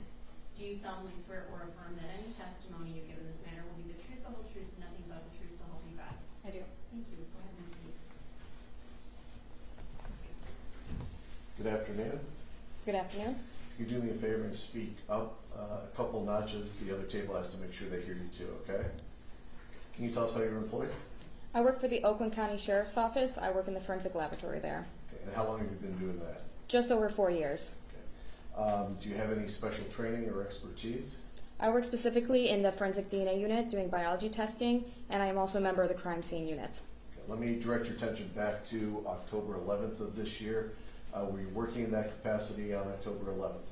Yes, I was. Were you called out to a residence located on Newcastle Street in Rochester Hills? Yes, I was. Were you part of the evidence recovery team that was dispatched there? I was part of the processing unit, yes. Okay. Now, we've already had testimony about the scene, the pictures, and what was found there. So I want to be very specific in directing your attention to just a few things, okay? You indicated that you have training. Have you ever been qualified as an expert in anything? Yes, I have. And what have you been qualified as an expert in? Forensic DNA analysis. And have you testified as an expert? Yes, I have. Have you given your conclusions about statistical profiling? Yes, I have. Your Honor, at this time, the people would move this witness as an expert in DNA collection and profiling. Thank you. Any objections? Not for exam purposes. May I ask a question of Wadi? Yes, Wadi. Thank you. Mr. Ramirez, how many times have you been qualified to testify in the past? 2 times. And was that both of those instances in the Oakland County, either circuit court or one of the district courts of Oakland County? Both times were circuit court at Oakland County. Thank you. I have no objection for purposes of preliminary examination for this witness to be qualified as an expert in forensic DNA analysis. Okay, thank you. This witness will be admitted as an expert in forensic DNA collection and analysis. Thank you. As part of your duties, do you compile a report that has your analysis and conclusions in it? Yes, I do. If I can approach, Judge, if I can show you People's Exhibit number 5, do you recognize that report?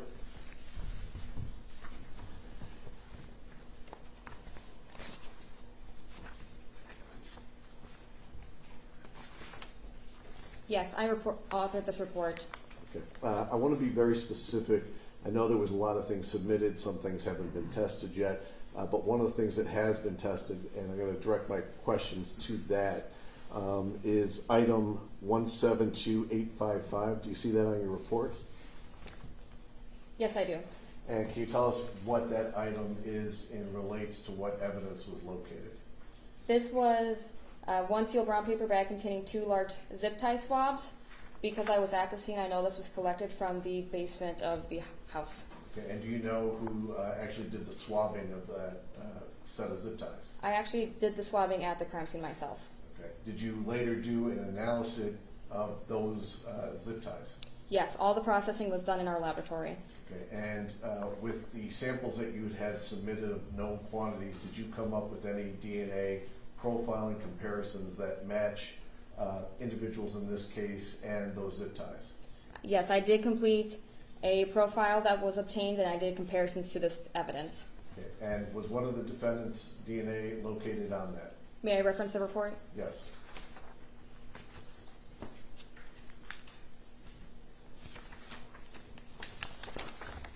Yeah, the DNA profile was interpreted as a mixture of 3 individuals and was compared to 3 individuals, and one of the defendants, Joshua Zwazo, was compared and in limited support. If I could read the full statement though? Yes. Based on the DNA typing results, it is approximately 50.5 times more likely if the DNA originated from item 172979, Joshua Zwazo, and 2 unrelated unknown individuals than if it originated from 3 unrelated unknown individuals. This analysis provides limited support that Joshua Zwazo is a contributor to the DNA results obtained. And was there any other identifiable DNA that was found on those zip ties? There was also a comparison to Hussein Murray, and may I read that statement? Yes. Based on the DNA typing results, it is approximately 871 quadrillion times more likely if the DNA originated from item 173030, Hussein Murray, and 2 unrelated unknown individuals than if it originated from 3 unrelated unknown individuals. This analysis provides very strong support that Hussein Murray is a contributor to the DNA typing results obtained. Thank you. I don't have any other questions, Judge. Thank you. I don't have any questions based on that direct.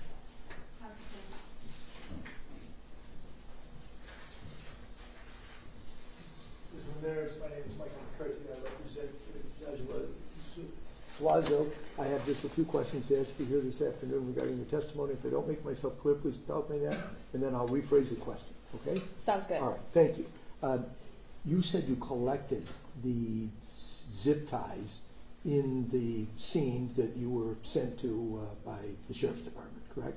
That is correct. I swabbed them at scene and also collected the zip ties in separate packaging. There were 2 different items collected from the zip ties. Okay. And you said something about packaging just a second ago. Can you explain that? So the zip ties were swabbed, and those swabs were packaged into separate packaging, which is the item number that has been tested on the report. And the zip ties were then placed into a different package with a different item number that was not submitted for this report. Okay. So when you came onto the scene, and I just want to get this packaging clarified, were the zip ties that you observed, were they in a package such as a manufacturer would package an item for sale? Or are you talking about the packaging you did when you selected one of them and took it back to the laboratory? Are you talking about the zip ties themselves at the crime scene? Yes. The zip ties were actually zip tied together to create it look like 2 handcuff type zip tie scenario. The pictures might do better justice than me explaining with words. Okay. Well, I guess my question is, were they in packaging from a store, or were they just laying out there, these 2 zip ties that you picked up? This clump of zip ties and the handcuff pattern were on the floor near blood and the victim's body.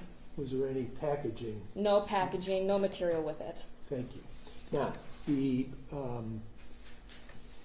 amount, the percentage, or the probability, rather, I think is the proper term, for the 50.1 times likely that the DNA you collected was that of Mr. Zwazo. That's pretty low probability, correct? It's a likelihood ratio, and it was 50.5 times more likely. It is limited support, and there is a verbal scale on the back to help with that. And looking at that very verbal scale, and I know that we have 0 probability means it's excluded. 1 to 1.99 is uninformative, correct? May I look at my report? report? Yes, okay. Certainly.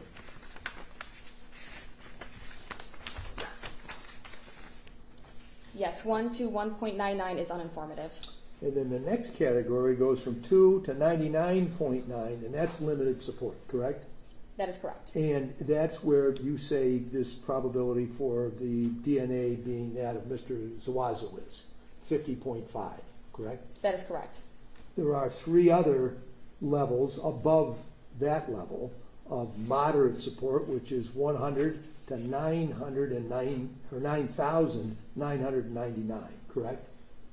That is correct. And then the next one up is 10,000 to 999,999, and that's called very strong support, correct? Strong support, yes. And yeah, that's right, just strong support. And then 1 million plus is very strong support. That is correct. Okay, so there are 6 different levels, and Mr. Zuazo's, according to your analysis, his probability is in the 3rd of lowest of the levels, correct? That is correct.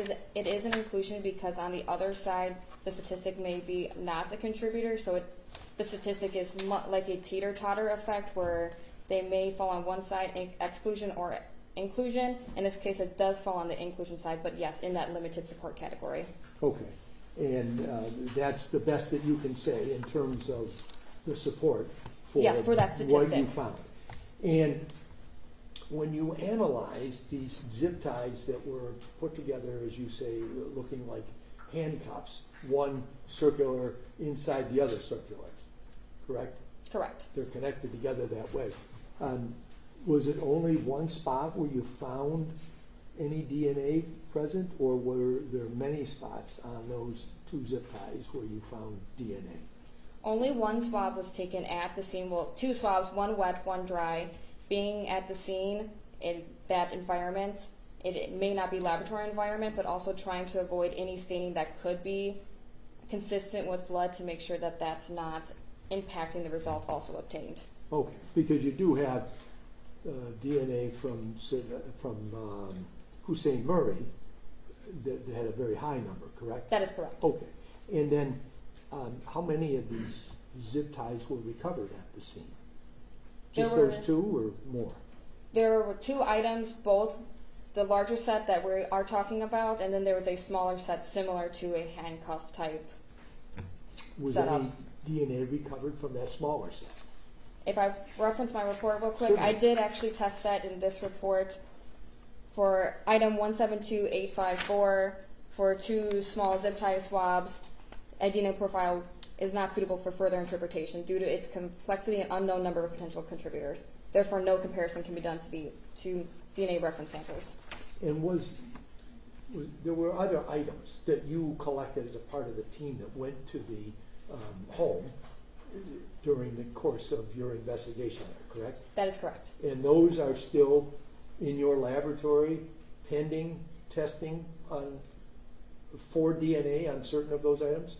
Some of the items that are in this report as not tested will be tested in the next round of testing. Okay, then that's the point that I wanted to get at. This is an ongoing investigation at the Forensic Science Laboratory, correct? That is correct. All right, thank you.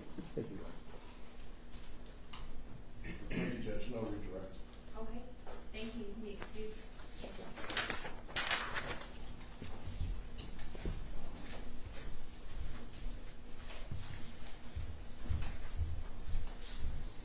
We'll call Wendell Smith, Your Honor. There you go. Yes, thank you.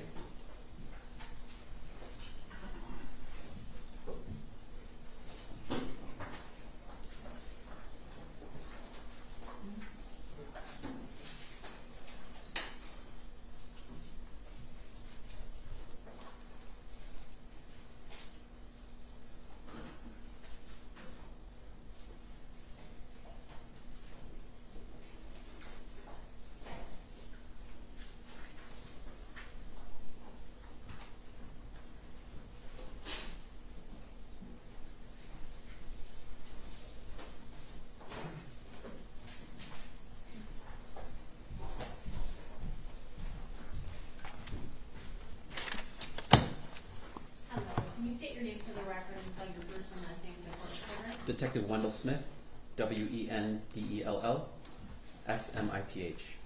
If you raise your right hand, do you solemnly swear or affirm that any testimony you give in this matter will be the truth, the whole truth, and nothing but the truth, so help you God? I do. Thank you. And sir, where are you currently employed? The Oakland County Sheriff's Office. In what capacity? I am a detective at our Rochester Hills substation. How long have you been employed in that particular capacity? About a year. And how long have you been with the Oakland County Sheriff's Office? 4 years. And prior to your employment with the Sheriff's Office, did you have any other law enforcement experience? 4 years with the Detroit Police Department. Did you say Detroit? Yes, sir. Okay.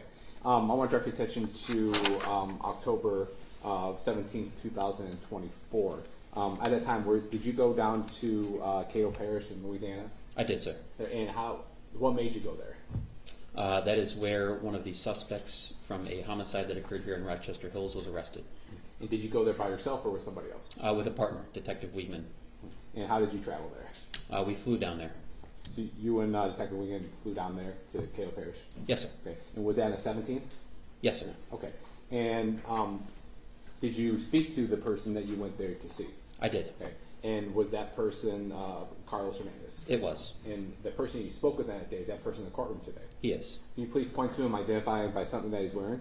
He's sitting right here wearing the orange jumpsuit. Yeah, the larger gentleman wearing the orange jumpsuit. Thank you. Your Honor, let the record reflect in court that you've been made Mr. Hernandez. The record will reflect defendant Hernandez has been identified. Thank you, Your Honor. So you went down there with Detective Wiegman to interview him? Yes, sir. Okay. And were you able to interview him? We were. Okay. And where did that take place at? At the Caddo Parish Jail. Okay. And when you met with Mr. Hernandez, did he agree to speak with you? He did. Okay. And did you advise him of his Miranda rights at that time? We did, yes, sir. Did he say he understood those? He did. Did he agree to waive those? He did. And then you, Detective Wiegman, and Mr. Hernandez had a conversation? We did, sir. Okay. And what, if anything, did you guys discuss? Excuse me, Your Honor, before the witness answers that question, I just want to put on the record my objection under the brutal rule, United States versus Britain, any statement made by Mr. Hernandez to the detective that inculpates my client not be regarded or not to be considered by the court because it's hearsay nature. People are aware of that. I believe the court will be able to differentiate between these two statements, and I don't think there should be any issues with that, Your Honor. Thank you. Very good. I just asked it. Keep that in mind. And again, what did you guys discuss? We discussed the incidents that happened here involving a homicide. And did you explain to him that you were from Milton County Sheriff's Office? We did, yes, sir. And did he know why? Did he say he knew why you guys were here to talk to him? He did. And what did you guys discuss about that with the homicide? We discussed. He stated that he was unhappy with how the media was portraying him, and that he did not do what the media was saying. He stated that he could prove that he didn't do these actions via an insurance policy. Did he explain to you what this insurance policy was? Sort of. He said he had recordings of a conversation on his phone, and he had items in a black bag located in his vehicle, but he would not go into detail as to what those were exactly. And did you confront him or show him anything regarding the Ring videos? We did. And describe what happened with that. He at first denied being at the residence, but after being told that we had him on Ring doorbell footage, he stated he was there. So he described himself, that person you saw in the Ring video, that was him? Yes. Okay. What, if anything else, did you guys discuss? There was a handgun missing from the scene. We asked him what happened to the handgun. He stated that he never had the handgun and was not sure what happened to it, but he believes that it was sold. So while you're talking, he admits that there was a handgun there. He just didn't have it with him. It might have been sold? Correct. Did you and Mr. Hernandez talk about anything that was taken from that residence? We spoke about cell phones, which were also taken from the residence. He stated that the cell phones were discarded from his vehicle while driving along a highway in Michigan, but he was not sure what highway or where. So he admitted to having the cell phones from that location? Yes, sir. Did he say if he knew Mr. Zazo at all? Yes, he did. And what did he say about that? He stated they've been friends since childhood. And did you guys discuss about any items that were located at the scene that day? Did you discuss any of those things with Mr. Hernandez? No, sir. Oh, okay. And did you ask Mr. Hernandez about Miss Murray at all? We did. And what did he say about Miss Murray? We asked him who tied Miss Murray up. He stated that he did not tie her up and that Joshua was the one who tied her up. We also asked him who struck Miss Murray. He stated he did not remember Miss Murray being struck. So he admits to Mr. Zazo tying him up and not himself? Correct. Did you guys discuss anything regarding DTE?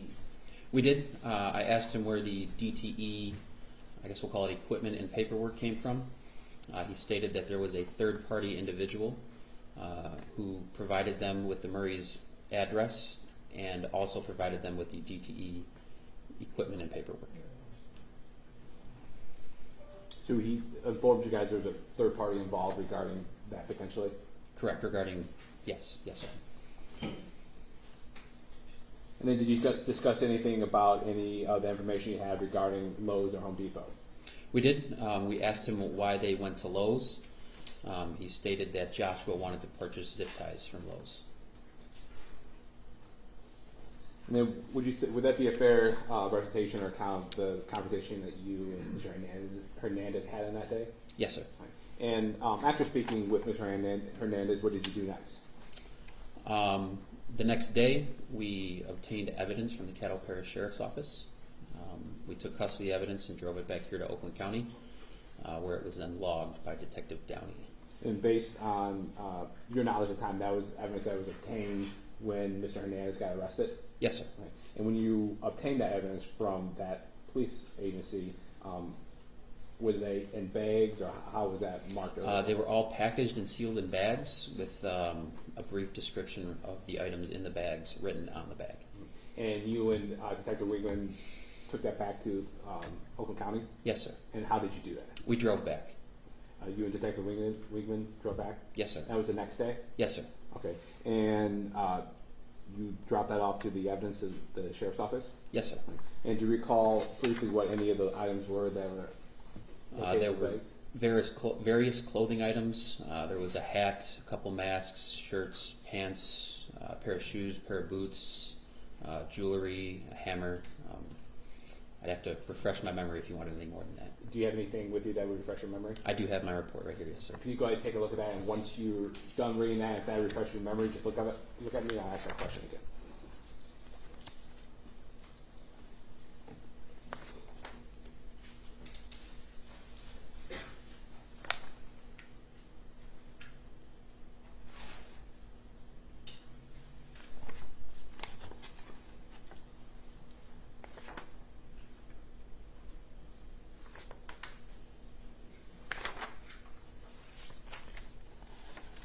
Did that refresh your memory? Yes, sir. Right. And briefly, do you recall what some of those items were that were marked as evidence? We had some DTE gear as well that was brought back. We took buckle swabs of Carlos's DNA that was also brought back. There were some cell phones brought back. And lastly, when you were interviewing Mr. Hernandez, did you ask him why only Mr. Murray was killed that day? We did, yes, sir. And what was his response? When we asked him why only one victim was killed, he became irate and yelled something along the lines of, "What do you mean, why did we kill only one? It wasn't supposed to go down like that." Thank you. I have no further questions. I didn't hear the last part of what you just said. He said something along the lines of, "What do you mean, why was only one killed? It wasn't supposed to go down like that." Okay, thank you. Appreciate it. Yes, sir. Thank you. Any questions, Sam? Yes. Good afternoon. Afternoon, ma'am. Did you and your partner go down to the Caddo Parish Sheriff's Department to interview my client, or were you going there for evidence collection only? So we initially went for evidence collection, and once we arrived, we were informed by the Caddo Parish Sheriff's Office that Carlos had made statements stating that he wished to speak with us. Okay. And in your report, you stated that you had been advised previously that Carlos was asked if he wanted to make a statement from the arresting officers, and he declined. Is that correct? Yes, ma'am. All right. Do you recall what time of day your interview with Mr. Hernandez took place? I believe it was in the afternoon sometime. I'm not sure the exact time. Do you recall the length of the interview? It was probably about an hour. Do you recall in that interview, either yourself or your partner asked my client if he had any mental health issues, and he disclosed that in fact he did have a pretty significant diagnosis? Right? I do, yes, ma'am. Okay. And he did tell you that he was not medicated or he wasn't taking his medication, correct? Yes, ma'am. Okay. And it was your decision and your partner's decision at that time that you would continue the interview based on his answers. Is that fair to say? Yes, ma'am. Okay. Would you agree with me that throughout that 1 hour interview that my client repeatedly, when you asked him questions, repeatedly says, "If you get me in front of a prosecutor, I'll give the information." Yes, or ma'am. "Get me a prosecutor, I want to talk to a prosecutor." Yes, ma'am. Okay. And you continued the interview after he repeatedly made those comments, correct? Yes, ma'am. And you touched on this briefly when the prosecutor asked you, I think one of his final questions, my client also repeatedly says that it wasn't supposed to go down like this. It wasn't supposed to happen, correct? Yes, ma'am. Okay. And that was in relation to Mr. Murray losing his life, correct? Yes, ma'am. I have no further questions. Thank you. Thank you. I have no questions for this witness. Thank you. Thank you. Let me redirect. No, Your Honor. Thank you. Okay. Yes, sir. Thank you, Your Honor. Your Honor, at this time, people have no additional witnesses. Thank you. For Mr. Hernandez, we have no witnesses. Your Honor, on behalf of Mr. Zalazo, the defense will not be presenting any evidence at this hearing of the defense arrest. Thank you. Okay. Closing arguments. Your Honor, the people move for bind over for both defendants on all counts. I think the evidence, which you've clearly heard in today, has established probable cause for all the charges. I'll save any other argument if needed. Thank you. Your Honor, there has been a significant amount of evidence provided today. From the testimony, it was clear that the investigation is still ongoing. At this time, I do believe it's a question of fact for a trier of fact in the circuit court. Your Honor, I believe that it is a question of fact as well.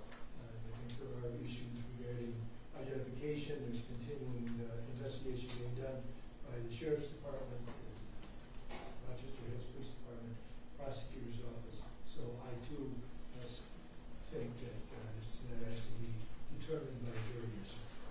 Thank you.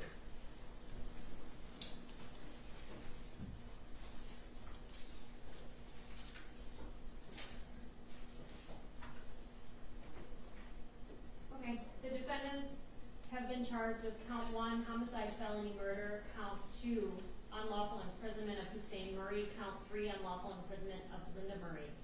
We heard testimony today from Linda Murray regarding the events of October 10th and 11th, and her testimony of identification of the defendants, witnessing the events of the defendants going into the basement and thereafter binding her with duct tape. We also heard from other witnesses, including Deputy Copeland, who was present on the scene thereafter. We also heard from Valerie Maya, Dr. Brian, medical examiner, Sierra Ramirez, Detective Wendell Smith. All of these witnesses combined, we have substantial evidence that has been admitted today, pictures, video, etc. And based upon all of the testimony of these witnesses, based upon all of the exhibits that have been entered, this prosecution has met their burden by probable cause standard, and this court finds probable cause that the defendants committed the crime. This court will bind over to the circuit court. Thank you. Thank you, Your Honor.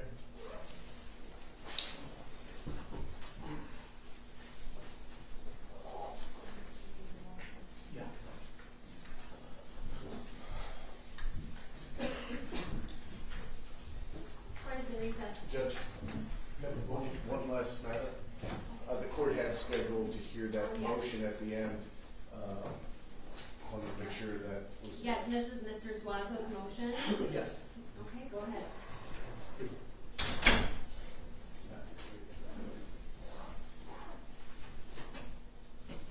Michael McCarthy appearing on behalf of Mr. Zuazo's. This is the motion to dismiss that I filed on his behalf a couple of weeks ago, scheduled for today. I know that the court has read the motion and the law and the argument that I presented. There's just a couple of points that I'd like to highlight, and that is that just on the timing, he was taken into custody on the 14th day of October, but he was not arraigned on these charges until the 18th day. So there's this 4-day gap, and the law is that he be arraigned within 72 hours. I cited federal United States Supreme Court authority, Gerstein versus Pugh and Riverside v. McLaughlin, who in Riverside in particular talks about the time when probable cause is to be determined, and the court has set a timetable of 48 hours as the reasonable time, and that when it is longer than 48 hours before a probable cause determination by a magistrate is made in terms of a warrant, then the court's terminology is the calculation changes, or the calculus changes, and that's what I submit happened here, because he was brought into custody, or taken into custody at a job site in Plymouth to answer these charges. He was immediately confined, and so he wasn't at liberty. It wasn't one of those situations where he was put out on a personal bond and his arraignment could be conducted at some point in the future without any harm to him. And evidence was collected. His DNA was taken, and a search warrant was authorized on the 14th day of October to conduct a search at his home. So those things were ongoing, and it was not until 4 days after his arrest on the 18th that he was actually brought before the court and arraigned. When the evidence is being collected, that is purportedly inculpatory evidence, and that happens during that time frame, after the 48 hours, and this prejudice is presumed, then that does raise a real issue as to whether that evidence that's collected is admissible, and secondly, whether the charge can even stand. And so I've cited the Fourth Amendment and also the court rule, MCR 6.104, as authority for the fact that this is supposed to happen in a manner that is at least within 72 hours. Now, I've read the people's response. I understand the people's position is that there are 2 outstanding warrants, and that therefore the people could wait quite some time, 72 hours, to have the defendant arraigned on one of those misdemeanor warrants that was outstanding, and then even wait another 72 hours before he's arraigned on that second one, and then address the issue of bringing a charge against him in this case, or charges. However, taking that argument at face value, the facts of this case are that he was not arraigned on either one of those 2 outstanding misdemeanor charges, and it still went a total of 4 days before he was arraigned on these charges. And so it is, and I know one other thing, and that is in the people's response, they submitted that the warrant was actually submitted to the court within 48 hours on the 16th, and that the defendant, that my reading of the court's register of actions is that it was authorized by the court on the 17th, but the defendant still was not arraigned until the 18th. So it's for that reason, or those reasons, that I'm asking the court to dismiss the charge, the case brought against Mr. Zuazo, and to suppress the evidence collected after 48 hours. Thank you. Response?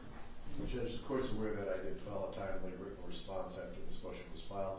There's really nothing additional to add other than indicating once again that the warrant was issued within 48 hours. There was nothing unreasonable about the delay between that and the court getting him physically here with an attorney to be arraigned. And there's certainly no, I think, at all violation. The other warrants would have kept him in. The fact that he's had no bond this entire time shows he wasn't going anywhere, even if he was arraigned the second he was arrested. So there's also no type of remedy I've ever seen, or cases wherever a murder case has been dismissed under a search situation like this. So I don't think there's a violation in any way. It's certainly not unreasonable, and I think the motion should be denied. Thank you. Anything else? No, Your Honor. Thank you. Okay, with regard to the motion before the court finds that there was no unreasonable delay. The defendant had additional warrants out of other jurisdictions. It looks like there was a warrant out of the Taylor Police Department and the Ecorse Police Department.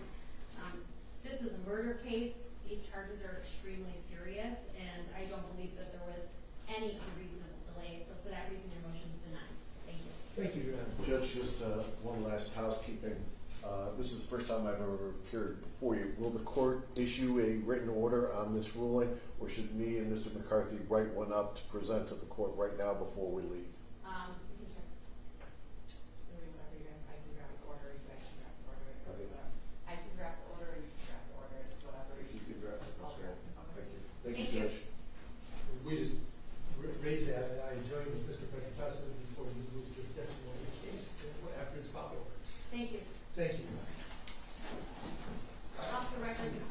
process